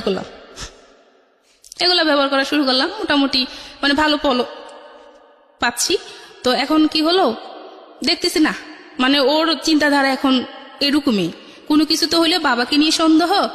আর ওই যে ওইটা বললাম, ওইটা এখন আপাতত তো হওয়ার পর আমি ঢাকায় আসলাম, একবার ঢাকা বেড়াতে আসলাম। আসার পর ও বলতেছে দেখো আমার মানে ওর সমস্যা, ও সেটা প্রকাশ করেনি বা বলতে চায় না। বলে চলো আমরা একটা কাজ করি, যে আমরা 2-3 মিলে কিছু করি। কি করবা? তোমরা বলো 2-3 মিলে কিছু করি, এটা তো মজা পাওয়া যাবে। এমনিতে ডাইরেক্ট বলতেছে, তুমি যেগুলো বলতেছো আমি তো এগুলো সবাইকে বলে দেবো, আমি তো আর ভিতরে রাখবো না এগুলা। তুই বললে সমস্যা কি, কোনো সমস্যা আছে আমার? তোকে কে বিশ্বাস করবো? সবাই তো আমাকে বিশ্বাস করে, কেউ জানলে আমি জীবনও এটা করবো না। আমি বলবো তুই মিথ্যা কথা বলছ। তো ওখানে আমি চিন্তা করলাম যে কথাটা ঠিক, কারণ ওকে সবাই খুব ভালোভাবে বিশ্বাস করে, ও এরকম মানুষে না, এরকম সবাই চিন্তা মানে করবে। এটা বলার পর তখন আমি ভাবলাম যে কি করা যায়, এখন কি করা যায়, না আজ যাবো না। তখন ডিসিশন নিলাম যে না আজ যাবো না। তখন বাড়ি আসলাম। বাড়ি আসার কিছুদিন পর আবার ঈদ ঘনিয়ে আসলো। ও ঈদের সময় বাড়িতে গেল। বাড়িতে যাওয়ার পর দেখলাম যে একজন একভাবে, ও ওর মতো চলতেছে, আমি আমার মতো চলতেছি। মানে দুজনের প্রতি ওই কোনো ভালোবাসা, কোনো কিছু আগ্রহী নাই। মানে আমার দিক থেকে আগ্রহটা মোটেই নাই। আমার দিক থেকে আমি আগ্রহটা অনেকটা কমিয়ে দিছি, যে না এই লোকটার সাথে আমি আর কোনোভাবে সম্পর্ক মানে সামনে আর আগাবো না। যে লোকটা মানে আমার সাথে এরকম করতেছে। করার পরে কি হলো, আমি ওর সাথে কি নিয়ে জানি খুব ঝগড়া হলো আমার সাথে। ঝগড়া হওয়ার পর আমি বাবার বাড়িতে চলে আসলাম ঈদের টাইমে। চলে আসার পর এখন ডিসিশন নিলাম যে আমি আজ যাবো না, ওর ভাত আর খাবো না, এরকম চিন্তা করে সবাইকে বলে দিলাম। তো সব বলে কি হয়েছে, বললাম এরকম করতেছে, আমার পক্ষে সম্ভব, আমি তো একটা মানুষ। এই যে এত কিছু হচ্ছে ওর সাথে আমার সাথে, ওর ফ্যামিলির প্রতি কখনো আমার কোনো কর্তব্যবোধ কোনো কিছু আমার কমতি নাই। তাদের সাথে আমার যা করা দরকার তাই করতেছি। আর এরকম করতে তারপর আমি কি করলাম, বাবার বাড়ি চলে যাওয়ার পর তো আমার বড় মামির সাথে কথা হলো যে এরকম চলে আসবো। তো মামি বললো যে আচ্ছা ঠিক আছে, তুই একটা কাজ কর, তুই ঢাকায় চলে আস। ঢাকায় এসে কদিন থাকা আমাদের এখানে, মানে ওনার তো সবার চিন্তাধারা ছিল কদিন ঢাকায় থাকলে মনের সাথে আস্তে চেঞ্জ হয়ে যাবে। আর আগের সময় তো মানুষ এরকম হয়। তো তো ও ওদের বাড়িতে ছিল, আমি তখন ঢাকায় চলে আসলাম। ঢাকায় চলে আসার পর ওর সাথে আমার সাথে যোগাযোগ, একদিনে 2 দিন ফোন দিছিল, বলছিলাম যে তুই আমার ফোন দিবি না, মানে তুই তুকারি করতাম তখন, তুই আমার ফোন দিবি না, তোর সাথে আমার কোনো কথা নাই, আমি তোর ভাত খাবো না, এ বলে ওর সাথে ফোন রেখে দিলাম। রেখে দেওয়ার পর ওর সাথে আমার সাথে কোনো যোগাযোগ নাই। তো মামার বাসায় গেলাম, মামার বাসায় গিয়ে চলতেছে এরকম। মামার বাসায় গিয়ে 18 দিন ছিলাম। 18 দিন থাকার পর আমার চিকুনগুনিয়া হয়েছিল। চিকুনগুনিয়া হওয়ার পর তো আমি যে ডাক্তারের কাছে নিতে পারতেছি না, এত অসুস্থ, বা সমস্ত শরীর ব্যথা, তো আমি নামতে পারতেছি না। ওইটা আবার মামার বাসায় যে দারোয়ান উনি দেখছে, তো মামার বাসায় যে দারোয়ান, ওই দারোয়ান আবার ওকে চিনে, আমার হাজবেন্ডকে খুব ভালোভাবে চিনে। তো চিনার পর ও লোকটা রাস্তা দিয়ে যাওয়ার সময় ওই লোকটা ডাক দিল, যে বললো যে ভাই এরকম এরকম ভাবি তো খুব অসুস্থ, ভাবি তো এরকম এরকম ঢাকায়, আপনি আসেন নাই যে, বাবা এরকম অসুস্থ। কি বলেন? বলছে হ্যাঁ, মানে ও তো ওই দিনই জানলো যে আমি ঢাকায়। এরা মাঝে কোনো কারোর সাথে কারো যোগাযোগ নেই, না আমার শ্বশুরবাড়িতে কেউ আমাকে ফোন দিচ্ছে, না আমার হাজবেন্ড আমাকে ফোন দিচ্ছে। তখন যখন ও জানলো, ও সাথে সাথে আসলো, সাথে সাথে আইসা না ও ফোন দিল। ফোন দেওয়ার পর তখন আমার বড় মাই ফোন রিসিভ করলো, বললো যে আচ্ছা ঠিক আছে তুমি আসো, দেখি কি করা যায়, আসো। এখন ও আসলো। আসার পর তো মানে ও আমায় দেখে আর কি কান্নাকাটি করতেছে, আমি খুব অসুস্থ হয়ে গেছি, ও খুব কান্নাকাটি করতেছে, তুমি এতদিন পর্যন্ত ঢাকায়, অথচ আমাকে জানালা নাই না সেই না। তো আমার তো ওর সাথে খুব রাগ, তোর সাথে আমার কিসের কথা, আমি তোর সাথে থাকবো না, তোর সাথে আমার কোনো কথা নেই। তখন বড় মামি বললো যে এত কথা বলিস না, রুমে আস, বসা কথা বলি, দেখি কি হয়েছে তোদের। তো এটা নিয়ে কি করলো, সবাই মিলে বসলাম, আমি, বড় মামি, ছোট মামি ছিল, ছোট মামি আর একটা লোক ছিল, উনি সব বসলাম। তো বসার পর বললাম যে মামি আমার সাথে এরকম এরকম করতেছে, মানে এর সাথে কিভাবে আমি থাকি, মানে ওই যে যেটা করতে বলতেছে এটা বলি নাই, শুধু বলতেছি যে সে কাকাকে নিয়ে আমাকে নিয়ে সন্দেহ করে, আমি কিভাবে থাকবো বলেন ওর সাথে। তো এটা বলার পর আমার মামি তখন বলে কি বলে এটা তো, তখন শিখে গেছে হ্যাঁ আমি এটা বলছি, ও এটা করে, মামির কাছে শিখে গেছে এটা যে হ্যাঁ ওটা করে। তখন আমার মামিও পুরো স্তব্ধ হয়ে গেল, সবাই উপস্থিত সবাই স্তব্ধ হয়ে গেল যে ওইটা কি বলে, মানে ফেরেশতা তুলে একটা মানুষের নামে সে কি বললো এটা বলার পর সবাই মানে মাথায় ঠিক মতোই গেল যে এই জামাই ভালো হবে না, আর এই মেয়েকে এখানে রাখা যাবে না। এখন সে খুব কান্নাকাটি করতেছে, আমার মামির কাছে যাচ্ছে, আমার পায়ে পড়তেছে, আমার পায়ে ধরতেছে যে তুমি আসো, আমাকে একটা বার সুযোগ দাও, আমি ঠিক হয়ে যাবো, তুমি আসো। তো যখন এই 18 দিন ছিলাম না, তা 18 দিনের মাঝে আমার ফোনে একটা ইমুতে একটা ফোন আসতো, খুব ফোন আসতো। তো লোকটা আমাকে বলতাম যে ফোন দিয়েন না, বা আমার মামাতো বোন, ভাই, মামি সবাই শুনতো যে আমি লোকটা খুব বকা দিতাম, আমি ব্লক করতাম, ব্লক হতো না, মানে বুঝতে পারি না ব্লকটা যে প্রোফাইলে গিয়ে ব্লক করলে ব্লক হয়, এটা আমি বুঝতাম না, মানে ততটা ছিল না আমার। তো খুব ফোন দিচ্ছে, তখন ও আমাকে বুঝাচ্ছে আসো শোনা, এইভাবে কেমনে হইব, আসো আমি এখন ডাক্তার দেখাবো, তোমাকেও ডাক্তার দেখাবো, আমিও ডাক্তার দেখাবো, আমরা বাচ্চা নিব, আমরা মানে সংসার করব। তো আমি বললি যে তখন চিন্তা করলাম যে মানুষটা যে এত কান্নাকাটি করতেছে, তাহলে একটা কাজ করি, তাকে বলি যে আমাকে যে সে এত সন্দেহ করে, তাহলে তার কাছে আমাকে রাখো, সে আমাকে গাছতলায় রাখো, গাছতলায় থাকবো, সমস্যা নেই, তার সাথে আমি থাকবো। তো বললাম যে আমি তোমার কাছে থাকবো, আমাকে নিয়ে যে তোমার এত সন্দেহ, তাহলে আমি একা থাকবো না, আমি তোমার কাছে থাকবো, যাতে তোমার সন্দেহটা দূর হয়ে যায়। বলেছে আচ্ছা ঠিক আছে।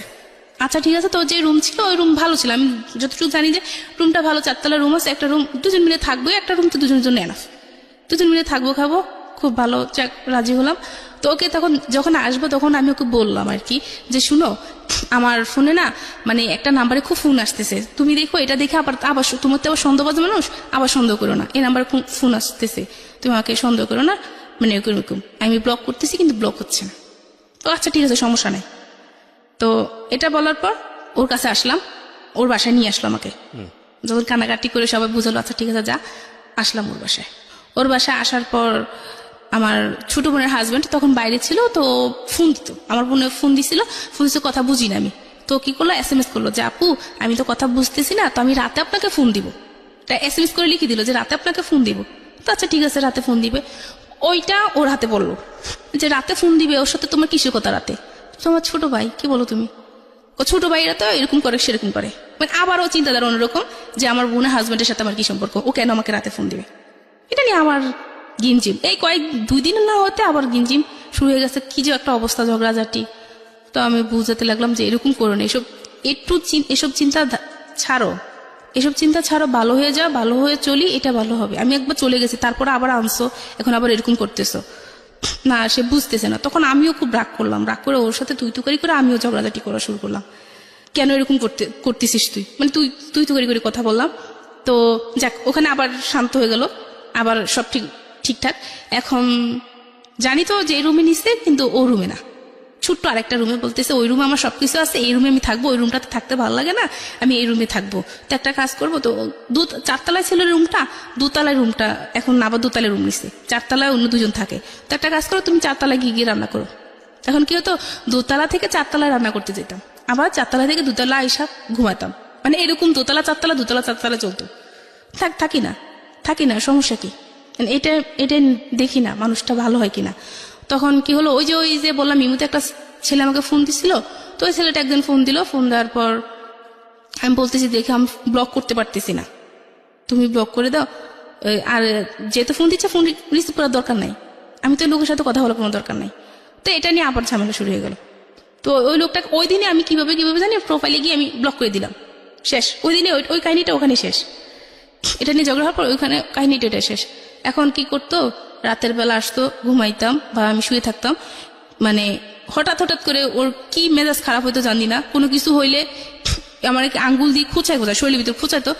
ও মানে তুই কার সাথে কথা বলিস, কয়জনের সাথে কথা বলিস, মা তুলে গালিগালাজ করতো। ওকে, আমরা ইন ডিটেইলে না যাই, অশ্লীল কথাবার্তা বলতো। হ্যাঁ, এসব তুলে গালিগালাজ করতো, আর মানে ইয়ে করতো, খুব বকাবাদ্য করতো। তো এরকম চলতেছে, এরকম অনবরত চলতেছে। চলার পর মানে কি করবো কোনো কিছু বুঝতে পারতেছি না। এদিক দিয়ে আমার যে কাকা খুব অসুস্থ হয়ে গেল। কাকার তখন ক্যান্সার ধরা গেল। ধরা খাওয়ার পর ওর মাথায় তখনও কাজ মানে জানে যে কাকার ক্যান্সার, ও মাথায় তখনও কোনো কিছু কাজ করে না যে এই মানুষটা ক্যান্সার, এই মানুষটা মারা যাবে। এখন এই মানুষটাকে নিয়ে কথা না বললে কি নয় না, ওর এখন এগুলাই বলতেছে, কাকাকে নিয়ে সম্পর্ক বা বোনের হাজবেন্ড। এখন ওই যে ওগুলার অফার আর করেনি, ওই দিনকার পর থেকে ইয়ে করার পর, রাগারাগি করার পর ওই প্রপোজগুলো আর করেনি। তো এখন বাবা অসুস্থ, বাড়ি থেকে একটু ফোন দিতে পারতো না। যখন মাকে ফোন দিতাম তো বলতো যে বাবা খুব অসুস্থ, তোর বাবার আজকে এই অবস্থা। তখন শুনে খুব খারাপ লাগতো যে আমার মানে বাবার এই অবস্থা। আমি যখন থেকে আমার হাজবেন্ড এগুলো সন্দেহ করা শুরু করলো, তখন থেকে আমি কোনোদিনও মানে বাবা বলে জড়িয়ে ধরতে পারিনি যে এ মানুষটা আমার বাবা, কাকা, যে মানুষটা আমার ছোট থেকে বড় করছে। একটা দ্বন্দ্ব লাগতো, বুকের ভিতরটা জানি কেমন করতো যে এই মানুষটাকে নিয়ে আমার হাজবেন্ড এত কথা বলে, যে মানুষটা আমাকে মা ছাড়া কথা বলেনি। আমার সন্তান নাই, কিন্তু আমার বাবা আমাকে মা ডাকতো, ওইটাই আমার আল্লাহর কাছে শুকরিয়া ছিলাম। তো এখন এরকম চলতেছে। চলার পর আমি একদিন কি করলাম, আমার মামার বাসায় গেলাম। আমার মামাতো বোন, আমার খালাতো বোন সবাই ছিল বাসায়। আমি গেলাম ওদের কাছে, গিয়ে মানে কয়েকদিন থাকলাম, 3 দিন থাকলাম আর কি। 3 দিন থাকলাম, ওকে বললাম যে আমি থাকি। তো প্রথম দিল, কিন্তু পরে আসার পর আর কি এগুলো নিয়ে ঝামেলা করলো যে কেন ছিলি, এই সেই, তোর কি খবর আছে যে আমি যে একটা মানুষ ছিলাম, খাওয়া দাওয়ার কষ্ট হচ্ছে, তোর কি এটা খবর ছিল? এটা নিয়ে আর কি ঝগড়াঝাটি হলো। ও করলো আমার সাথে, আমিও করলাম যে তুমি কি কইতে চাও এইসব। মানে এখন তো আমি পুরাপুরি ওর থেকে মানে দূরে চলে যাচ্ছি, যে এই মানুষটার সাথে আমি থাকবো না, এই মানুষটার সাথে আমি থাকবো না। যতই সুযোগ দিয়ে যাই করি না কেন, এই মানুষটার সাথে আমি মন মিশিয়ে আমি চলতে পারবো না।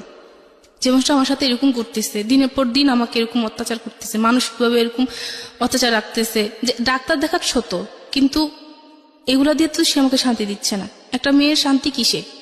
স্বামী, সেই স্বামীর কাছে তো আমি শান্তি পাচ্ছি না। তো এটা নিয়ে খুব ঝগড়া হলো। একদিন রাতে খুব ঝগড়া হলো। ঝগড়া হওয়ার পর মানে একটা পর্যায়ে ও আমাকে খুব মারলো, অনেক মারলো।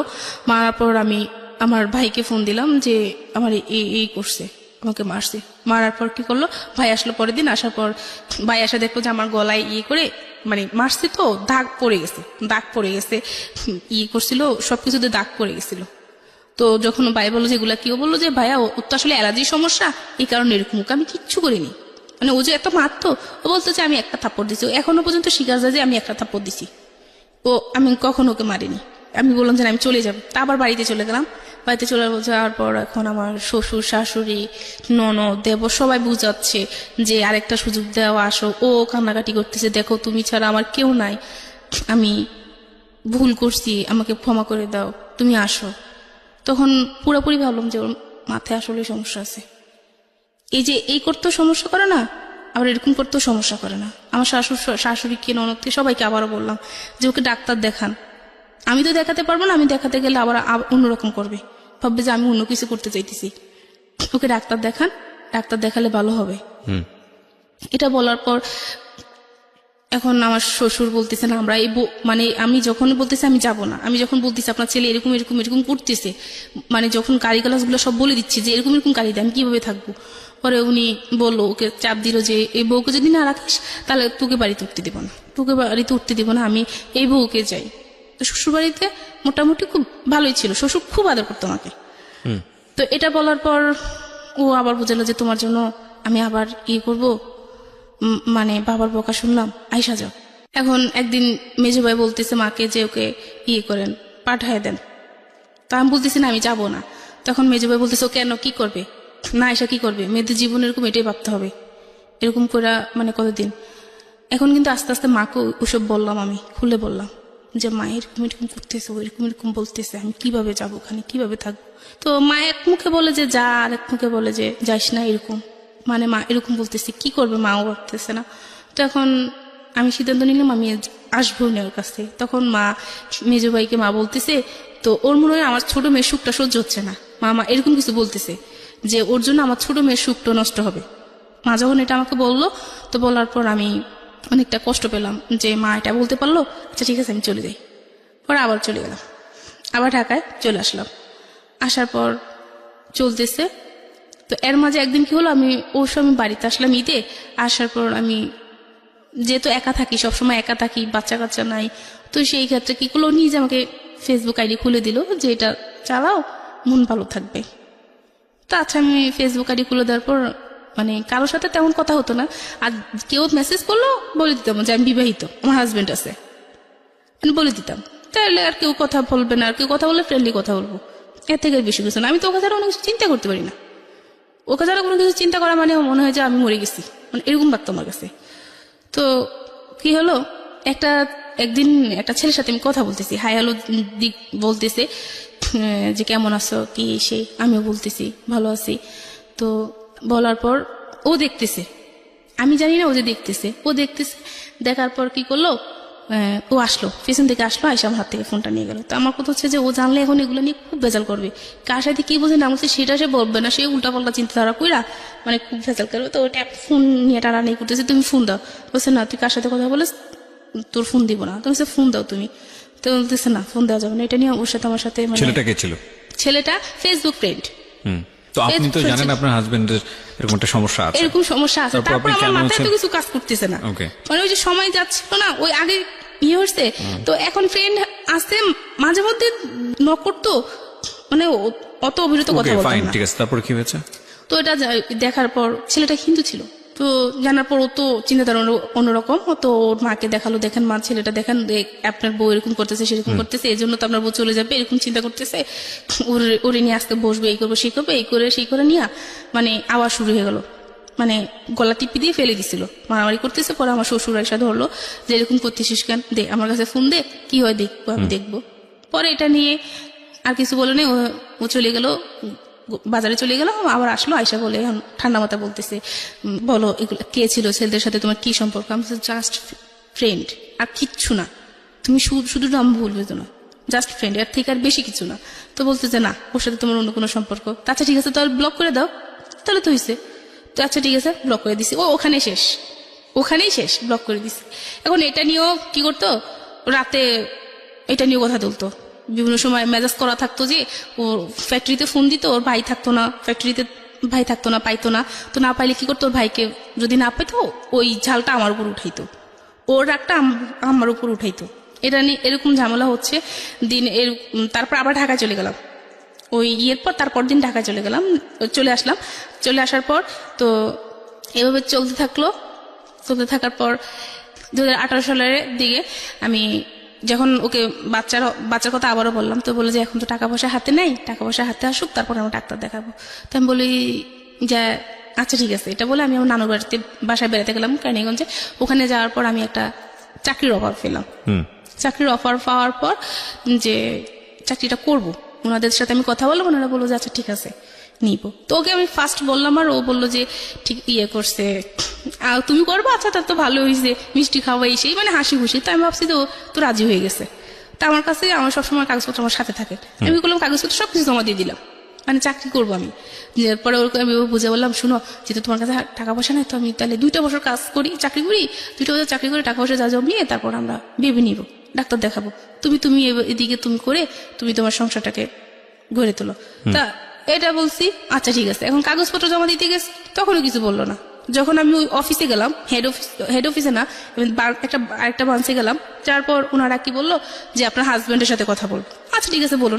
আমি তো জানি আমার হাজব্যান্ড বলছে আমাকে, তো আমার হাজব্যান্ডের সাথে কথা বলতে দিছে। ও বললো যে আমি জানি না, ওর ফ্যামিলি জানে, ওর ফ্যামিলি যদি ওকে চাকরি করতে দেয় তাহলে আমার সেটা জানার বিষয় না।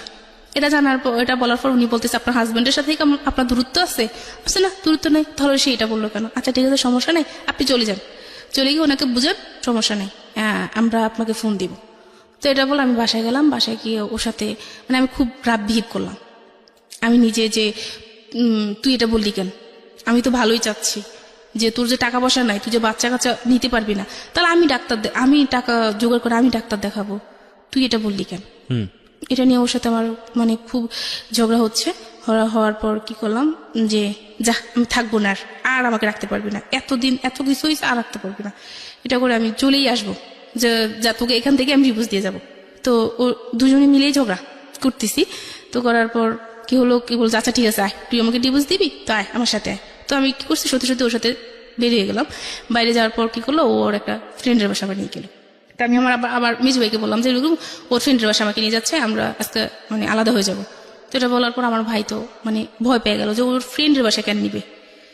এটা মানে ভয় পাওয়ার পর ভাই কি করলো, আমাদের আত্মীয় স্বজন যাচ্ছে সবাইকে জানালো যে এরকম আমি একটা জায়গায় যাচ্ছি, যদি কোনো সমস্যা হয় তাহলে আমি ফোন দিব। এটা বলে ওর ফ্রেন্ডের বাসায় গেলাম, দেখলাম যে না স্বাভাবিক কোনো ফ্যামিলি বাসা যাওয়ার পর ওরা আমাকে বুঝালো যে এভাবে এরকম করেন না। নিয়ে আসলো যে ভাই দেখেন ও এরকম পাগলামি করতেছে, তো বুঝালো। তখন ভাইয়ের কাছে বললাম যে ভাইয়া ও আমার সাথে এরকম আচরণ করতেছে, এরকম মানে ঝগড়াঝাটি করতেছে, সন্দেহ করতেছে, এভাবে কিভাবে সম্ভব, আমি এভাবে পারবো না। এটা বলার পর এখন আমি বাড়ি চলে যাবো, আমি থাকবো না, কোনোভাবে থাকবো না, নাহলে আমি সুইসাইড করে ফেলবো। তো ভাইয়া বললো যে আচ্ছা ভাবি করেন না, ফাহিম ভাই ও যদি যেতে চায় তাহলে ওকে বাড়িতে পাঠান, কয়েকদিন থেকে আসুক, তারপরে ঠিক হয়ে যাবে। তা সত্যি আমি বাড়িতে আসলাম। বাড়িতে এসে কয়েকদিন থেকে আবার এখন কেন জানি ওর জন্য আমার খারাপ লাগতেছে, না আমি থাকবো না, চলে যাই। ঢাকায় চলে আসলাম। ঢাকায় চলে আসার পর যাক ভালোই চলতেছে। নানুর বাসায় যেতাম বা মামার বাসায় যেতাম, আগে এগুলো নিয়ে কোনো সমস্যা করতো না। প্রথম এগুলো নিয়ে কোনো সমস্যা করতো না, পরবর্তীতে এগুলো নিয়ে সমস্যা করতেছে। যা ও ছাড়া আমি আমার ফ্যামিলির মানুষের সাথে অনেক জায়গায় ঘুরতে যেতাম, যেতে দিত, এগুলো নিয়ে কোনো সমস্যা করতো না, এগুলো নিয়ে ভালো করতো। তো ঘুরতেছি ফিরতেছি ভালোই। এখন রমজানে কি করলাম, ও একদিন বসে বসে আমাকে বলতেছে যে তুমি কোন দিন জানি মানে টার্গেটে পড়ে গেছো। কি টার্গেটে তুমি মেরে ফেলবো নাকি, কিসের টার্গেট বলতেছে তুমি এগুলা? বলছে টার্গেটে পড়ে গেছো, তুমি হাসতেছে আর বলতেছে টার্গেটে পড়ে গেছো। তো আমি এটাতে খুব ভয় পাইছি যে কিসের টার্গেটে পড়ে যাচ্ছি আমি। তো বললো যে না কিছু না, এ বলে ও মানে তখনই চুপচাপ হয়ে গেল। তখন আমার খুব ভয় লাগলো যে সে খারাপ কিছু একটা করতে চাচ্ছে, যে আমি টার্গেটে পড়ে যাচ্ছি। তখন আমি আমার ফ্যামিলিকে বললাম যে ওরকম করতেছে। এখন সবাইকে মোটামুটি বলা হয়ে গেল, এখন সবাই চাইতেছে যে চলে আয়। এখন সবাইকে বিশ্বাসও বলতে পারলাম যে এখন আমাকে কেউ দোষ দিতে পারবে না, কেউ বলতে পারবো না যে আরেকটা সুযোগ দে, কেউ বলতে পারবো না ধৈর্য ধর, আমি দোষলাম। সবাইকে দেখানোর পর আমি কি করলাম, ঈদে বাড়িতে গেলাম। বাড়িতে গিয়ে আবার চলে আসলাম, চলে আসার পর এখন বাবা অসুস্থ, আরো বেশি গুরুতর অসুস্থ হচ্ছে। তো গেলাম, বাড়িতে আসলাম, যাওয়ার পর বাবাকে দেখে এসে আবার চলে আসলাম। আবার 9 দিন পর আবার ফোন গেল যে বাবা খুবই অসুস্থ। তো তার আগের দিন আমি ওকে তার সাথে আমার যে সমস্যাটা হয়েছিল তো ওই দিন আমি হাসতেছি, দুজনে হাসাহাসি করতেছি, বলতেছে যে তোমার হাতের রান্না আসলে অন্যরকম, মানে খায় খুব তৃপ্তি পাওয়া যায়। আমি সব বাদ দাও, এবার দুষ্টাইম পাজলামি যা হয়েছে করো, এটা কাজ করো শোনা, এবার বাচ্চা নেওয়ার জন্য ডাক্তার দেখাই, এটা ভালো হবে। ওইটা বলছি, আবার রাগারাগি শুরু হয়ে গেল, তোর বাচ্চা নেওয়ার জন্য এত পাগলখানে এরকম করে পর দিন যা আর থাকবো না, এইবার শেষ। তখন কি করলাম, সবকিছু ইয়ে করে পরের দিন ফোন আসলো যে বাবা খুবই অসুস্থ, আমাকে দেখতে চাচ্ছে। তো চলে গেলাম বাড়িতে। চলে যাওয়ার পর 5 দিন পর বাবা মারা গেল। 5 দিন পর বাবা মারা গেল, আমাকে মা ডাকার যে আমাকে মা রাখতো সে মারা গেল। তো বাবা মারা যাওয়ার মানে শুধু এটা বলো যে মা তুই খুব ভালো ভালো থাকবি, তুই খুব ভালো থাকবি, আর এই লোকটার কাছে না যাওয়াটা ভালো হবে, যে এত কষ্ট দেয় আমার মাটারে। তো বাবা মারা যাওয়ার পর ওকে জানানো হলো, ওরা গেল, যাওয়ার পর যা কিছু করার করে চলে আসলো। তারপর ঈদ হলো, কোরবানি ঈদ হওয়ার পর এখন ঈদের সময় ওদের বাড়িতে যাওয়ার জন্য আমাকে বলতেছে, আমি যাইনি। না যাওয়ার কারণে অনেক চেষ্টা তারা করলো আমাকে যাওয়ার জন্য, আমি যাইনি। তারপর আমার দেবর বিয়ে ছিল, তো আমার ননদ দেবর আয়সা খুব মানে ইয়ে করে নিয়ে গেল যে ওকে নিয়ে যাই, ওকে দেন। তো আমাকে একদিনের জন্য দেওয়া হলো। একদিন গিয়ে থেকে তারা বললো যে আমরা বসবো এটা নিয়ে। ওরা এইভাবে আর কয়েকদিন চলবে, ওরা দুজনের বয়স হচ্ছে, বাচ্চা কাচ্চা কিছু হচ্ছে না, এটা 2 দিন পর ঝগড়া, তার থেকে ভালো ওদের এরকম হওয়া দরকার কি, এটা বলে আমি একদিন থেকে তারপর চলে আসলাম। ওই দিন বসলো, সবাইকে নিয়ে বসা হলো। এখন বসা হওয়ার পর বললো যে তোদের সমস্যা কি, মূল সমস্যাটা কি। তো আমাকে প্রথম জিজ্ঞাসা করলো যে কি সমস্যা। পরে আমি বললাম যে আমাকে ও সন্দেহ করে কতদিন যাবত, বিয়ের 1 সপ্তাহ পর থেকে। তো এতদিন তুই বলিস নি কেন, এতদিন বলিনি, দেখি না ঠিক হয় কিনা। কিন্তু এতটা বছর পর্যন্ত, কত বছর, 7.5 বছর, 7.5 বছর এতদিন পর্যন্ত এত কিছু করলাম। পরে বললাম যা যা হচ্ছে আমার সাথে এরকম এরকম বলতেছি। আর ও বললো যে তখন ওকে জিজ্ঞাসা করলো যে তুমি ওকে সন্দেহ করো কেন। পরে বললো যে আবার না, ও অসুস্থ দেখে আমার ওর সন্দেহ হয়। তুমি এই যে সন্দেহ করতেছো, ওর কিছু পাইছো এই পর্যন্ত? বলছে না। ওকে কোনো ছেলেদের সাথে কথা বলে, যে ও একটা ছেলের সাথে কথা বলছে, ইমুতে কথা বলছে, ফেসবুকে কথা বলছে, কিছু করছে, ওর সাথে দেখা করছে? কয় না। তো ও বিয়ের আগে একটা ছেলের সাথে সম্পর্ক করছে, ওই ছেলের সাথে কোনোদিন কথা বলছে? যে না। এসব যখন সে বললো, তো তাহলে তুমি ওকে সন্দেহ করো কেন? ও অসুস্থ থাকে এই জন্য আমার সন্দেহ হয়। আমার কেন সন্দেহ হয় জানি না, অসুস্থ থাকে সন্দেহ হয়। এটা বলার পর সবাই বললো যে আচ্ছা ঠিক আছে, তাহলে ওকে 2 মাস সময় দেওয়া হোক। আমি তো যাবো নাই। তখন আমি আমার একটা আঙ্কেলকে বললাম যে ও আমাকে এইসব অফার করে, আমি কিভাবে ওর সাথে যাব। তারপরে সবাই মিলে একটা বললো যে না, ওকে সময় দেখ, কারণ এখন বাবা মারা গেছে, এখন আমার মানে উপরে আর তো ইয়ে নাই। 2 মাস সময় নেওয়ার পর ও আমাকে ফোন দিত, আমি ঠিক মতো কথা বলতাম না। তখন ও বললো কেন তুমি আমার সাথে এরকম করো, এখন তো সবকিছু ঠিকঠাক হয়ে গেছে, তুমি 2 মাস থাকো তারপরে আসো এসে। তখন আমি বললাম যে তোমার সাথে আমার কিসের কথা, যে স্বামী তার স্ত্রীকে এসব কথা বলতে পারে? তো কখন আমি তোকে বললাম, আমি তো তোকে কিছুই বলিনি। আমি এখন সবাইকে বলবো যে তুই আমাকে এসব অফার করছিস, যে তুই অন্য ছেলেদের সাথে থাকতে চাস, এই জন্য আমি তোকে দিতে চাই না বলে তুই আমার কাছ থেকে চলে যাস। আমি এইসব মানুষকে বলবো দেখি তুই কি করিস, পারলে তুই কিছু করিস। মানে সবাই আমাকে বিশ্বাস করে, সবাই আমাকে বিশ্বাস করে। ও খুব মানে খুব ভালোভাবে মিথ্যা বলতে পারে। তো তখন চিন্তা করলাম যে কি করবো এখন। আর এখন বাড়িতে যখন থাকতেছি তখন মোটামুটি অনেকে জেনে গেছে যে আমার মানে এরকম হবে। তখন একজন অফার করলো যে একটা কাজ কর, এরকম থেকে কি করবি, ইমুতে কথা বল, ছেলেদের সাথে ইমুতে কথা বলে টাকা ইনকাম করিস। কেউ একজন বললো যে আয়, মানে একদিন অন্য কিছু করি, মানে এইসব কিছু অফার করতেছি। কিভাবে চলবে, বাবা তো নাই এখন, ভাইদেরও মোটামুটি, তো এভাবে কেমনে চলবে, ভালোভাবে চলতে পারবি, এইসব অফার পাচ্ছি। এখন মাথায় সারাক্ষণ কাজ করতেছে, আমি কি করব, মানে কি করার আছে আমার। খুব ডিপ্রেশনে পড়তাম। রাতের পর আমি রাত কি করতাম, বাইরে কাটাতাম। মানে গ্রামের বাড়িতে রাতকে 2টা-3টা বাজে আমি বাইরে দাঁড়িয়ে থাকতাম। মানে আমার ঘুম হতো না যে আমি কি করব, এই মানুষটার সাথে আমি কাটাবো সারাটা জীবন, যে মানুষটা আমাকে এসব বলতেছে না আমি একা থাকবো, কোনটা করব। তো আমি আমার একটা আঙ্কেলকে বললাম যে আঙ্কেল এই অবস্থা, আমি এখন কি করব, আমাকে একটা কাজ জোগাড় করে দিতে পারবেন? পরে বলে যে তুই কতটুকু পড়াশোনা করছিস? তো আমি বললাম যে আমি ইন্টারমিডিয়েট কমপ্লিট করলাম, আমার কোনো রিসেপশনে হলে হবে, সমস্যা নাই, আমি তো চলতে পারবো, এরকম কিছু হলে হবে। তো উনি বললো আচ্ছা ঠিক আছে, তুই ঢাকা আসলে তোর মানে একটা গতি করে দেবো। পরে ঢাকা আসলাম, ঢাকায় আসার পর একটা কোম্পানিতে উনি আমাকে রিসেপশনের জন্য ফার্স্ট সিলেক্ট করা হলো। তো সিলেক্ট করার পর আর ওনারা আমাকে রিসেপশনে না রেখে অন্য কাজে দিয়ে দিল অ্যাকাউন্টসে, যে তুমি এটা করো, দেখি তুমি পারবে না। আমি তখন ভাই কিছুই জানতেছি না, কম্পিউটার সম্পর্কে কিছুই জানি না, বা আমি যেহেতু পড়াশোনা থেকে এতটা বছর দূরে, আমি ইংলিশ সম্পর্কে সবকিছু আমার মাথা থেকে চলে গেছে, আমি কোনো কিছু পারতেছি না। তো আমার কলিগ যারা, তারা আমাকে খুব হেল্প করছে, বস সবাই খুব হেল্প করতেছে আমাকে। হেল্প করে আমি মানে এখন অনেকটা ভালো পর্যায়ে চলে গেছি। আর এখন ওর সাথে তার কোনো যোগাযোগ নাই। কতদিন যাবত যোগাযোগ নাই? ওর সাথে যোগাযোগ নাই। ওই ঢাকায় আসার আগ থেকে ওর সাথে আর যোগাযোগ ছিল না। মাঝখান দিয়ে একদিন ফোন দিয়ে জানতে চাই, বুঝতে চাইতেছি যে সে কি করতে চায়। আপনি এটা বলেন। প্রায় 7 মাস। 7 মাস। আপনি ভালো আছেন না বন্ধ আছেন? ভাইয়া ডিভোর্স হয়ে গেছে। ডিভোর্স হয়ে গেছে, তো ভালো আছেন না বন্ধ আছেন? এখন ভাইয়া আমি যেখানে কাজ করতেছি ওখানে একটা ইন্টারন্যাশনাল কোম্পানি, তো আমি আপনাকে জিজ্ঞেস করছি ভালো আছেন না মন্দ? বলতেছি আমি। হ্যাঁ, না ইন ডিটেল না, আপনি শুধু অ্যান্সার করেন ভালো আছেন না মন্দ আছেন। আমার ইন ডিটেল জানার দরকার নাই, আমি এই ঘটনা যেটা বুঝতে পেরেছি অনেক আগে বুঝতে পেরেছি। আপনি শুধু আমাকে এইটুকু অ্যান্সার করেন যে আপনার আগের যে জীবন ছিল সেই জীবনের থেকে এই জীবনটা ভালো না মন্দ? আগের জীবন থেকে এই জীবনটা আছে, ভালো আছে, কিন্তু কিন্তু কি অনেকটা ডিপ্রেশন আছে এখন। Depression মানে কি আপনার? যেটা হচ্ছে যে আমি জব করতেছি, সেখানে আমার বস চাচ্ছে যে আমি আরো বেশি কাজ করি বা আমি আরো সেটা তো বেশি অন্য কেস, engaging সেটা হই। সব জায়গায় থাকবে। লাইফ ইজ নট না, কিন্তু উইদাউট ওনারা প্রবলেম। আমাকে বলে দিছে যে আমার এই কাজের পাশাপাশি অন্য কাজ খুঁজতে, কিন্তু আমি কোথায় কোনো কাজ পাচ্ছি লাইফ না। Is not that kind of thing যে আপনি যেখানে যাবেন সেখানে 100% হ্যাপি হবেন, সেটা বড় কথা না। কিন্তু আপনি যেখানে ছিলেন সেখান থেকে আপনি স্কিপ করে আপনি একটা বেটার লাইফে আসতে পেরেছেন কিনা সেটাই হচ্ছে মূল হ্যাঁ কথা। হ্যাঁ, আমি হ্যাঁ। ওইরকম ডিপ্রেশন থেকে, ওরকম একটা খারাপ জীবন থেকে এখন আমি একা আছি, ভালো আছি। দিনের পর 7 দিন ইয়ার্স এত কষ্ট ধরে না করে। আপনি একটা মানুষকে বুঝে উঠতে পারেন নাই, বা 7 ইয়ার্স ধরে একটা মানুষের সাথে আপনি সিদ্ধান্ত নিতে পারেন নাই। অনেকে 7 বছর না, অনেকে 27 বছরও পারে না। এটাই সত্য কথা, the ugliest truth of life. তারপর আমার মনে হয় যে যে মানুষটার সঙ্গে আপনার হচ্ছিল না, যে মানুষটা আপনাকে সন্দেহ করে এবং সন্দেহ করে আলটিমেটলি একটা মানুষ আপনাকে খুনও করতে পারে, হ্যাঁ, ভুল করে খুনও করতে পারে। সন্দেহ এরকম একটা বাতিক। তো সেই জায়গাটা থেকে আমার মনে হয় সিদ্ধান্তটা ঠিকই আছে। প্রথম কথা হচ্ছে এটা। আর দ্বিতীয় কথা হচ্ছে যে 7 বছরও যেহেতু সে আপনাদের সন্তান নেওয়ার ব্যাপারে কোনো সিদ্ধান্ত নিতে পারেনি, তার মানে সামথিং ইজ রং।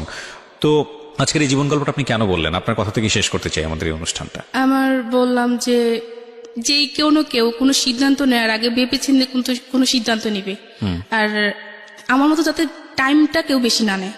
মানে আপনি মনে করেন যাই সমস্যা হোক না কেন পরিবারের কাছে যাতে সেটা শেয়ার করে। Right, 7 years is a big time, right? পরিবারের কাছে যেটা শেয়ার করে সেটা ভালো হবে। আর আমি এটা যেটা করছি সেটা আমার দিক থেকে আমি খুব ভালো করছি।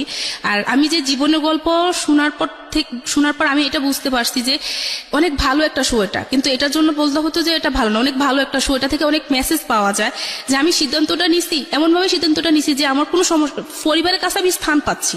এখন পরিবার আমাকে একটা সময় একটা স্থান দিচ্ছে, তখন যদি আমি এরকম কথা চলে যেতাম, হুট করে চলে আসতাম, বা ওর কথায় আমি রাজি হয়ে যেতাম, ওইসব বলতাম, তখন আমাকে সবাই নষ্টামি বলতো। কিন্তু এখন আমি সমাজের বুকে মাথা উঁচু করে দাঁড়াতে পারছি, বলতে পারছি যে হ্যাঁ আমি ভালো আছি, আমি সৎ আছি, এটা আমি বলতে পারি। একটা সংসার ভেঙে যাওয়াটা বা একটা সংসারের কাছ থেকে বের হয়ে আসাটা, এটাকে আমি কখনোই একটা সমাধান মনে করি না। কিন্তু যখন নিজে বেঁচে থাকার জন্য বিষয়টা এরকম হয়ে দাঁড়ায় যে আমার জীবনের উপর উঠে যাচ্ছে এবং এটা আসলে কিওরেবল না, তখন অবভিয়াসলি আমাদের রিলিজিয়ন যেভাবে সাপোর্ট করে এবং আমাদের জায়গা থেকেও আমরা মনে করি যে বেঁচে থাকার জন্য, ভালো থাকার জন্য এটার প্রয়োজন আছে। তবে প্রিয় শ্রোতা, একটা বিষয় আজকের এই অনুষ্ঠানে আপনাদেরকে নোট করতে চাই, which is very very important. এই সন্দেহ করা এটা একটা রোগ এবং এটার জন্য কোনো উপসর্গ লাগে না। যারা সন্দেহ করেন তারা নিজেরা খারাপ থাকেন, যাদেরকে নিয়ে সন্দেহ করেন তাদেরকে খারাপ রাখেন। এটা থেকে বের হয়ে আসার জন্যে কাউন্সেলিং খুবই গুরুত্বপূর্ণ, এবং প্রপার কাউন্সেলিং না হলে এই সন্দেহ রোগ থেকে ভয়ঙ্কর কিছু হয়ে যেতে পারে। সুতরাং আপনি যদি সন্দেহ করে থাকেন, আপনি প্রথমত একজন মনে করতে হবে যে আপনি একটা প্রবলেমের মধ্যে আছেন, কোনো উপযুক্ত কারণ পাচ্ছেন না কিন্তু আপনার সন্দেহ হচ্ছে, আপনি ডাক্তারের সাথে কথা বলেন, কারণ এটা আপনার অনেক ভয়ানক রকমের ক্ষতির দিকে নিয়ে যাবে। আর যে মানুষটাকে নিয়ে সন্দেহ করছেন সেই সন্দেহের জায়গাটিতে সেই মানুষটি আদৌ পড়ে কিনা ঠান্ডা মাথায় একটু বিচার ব্যবস্থার প্রয়োজন আছে।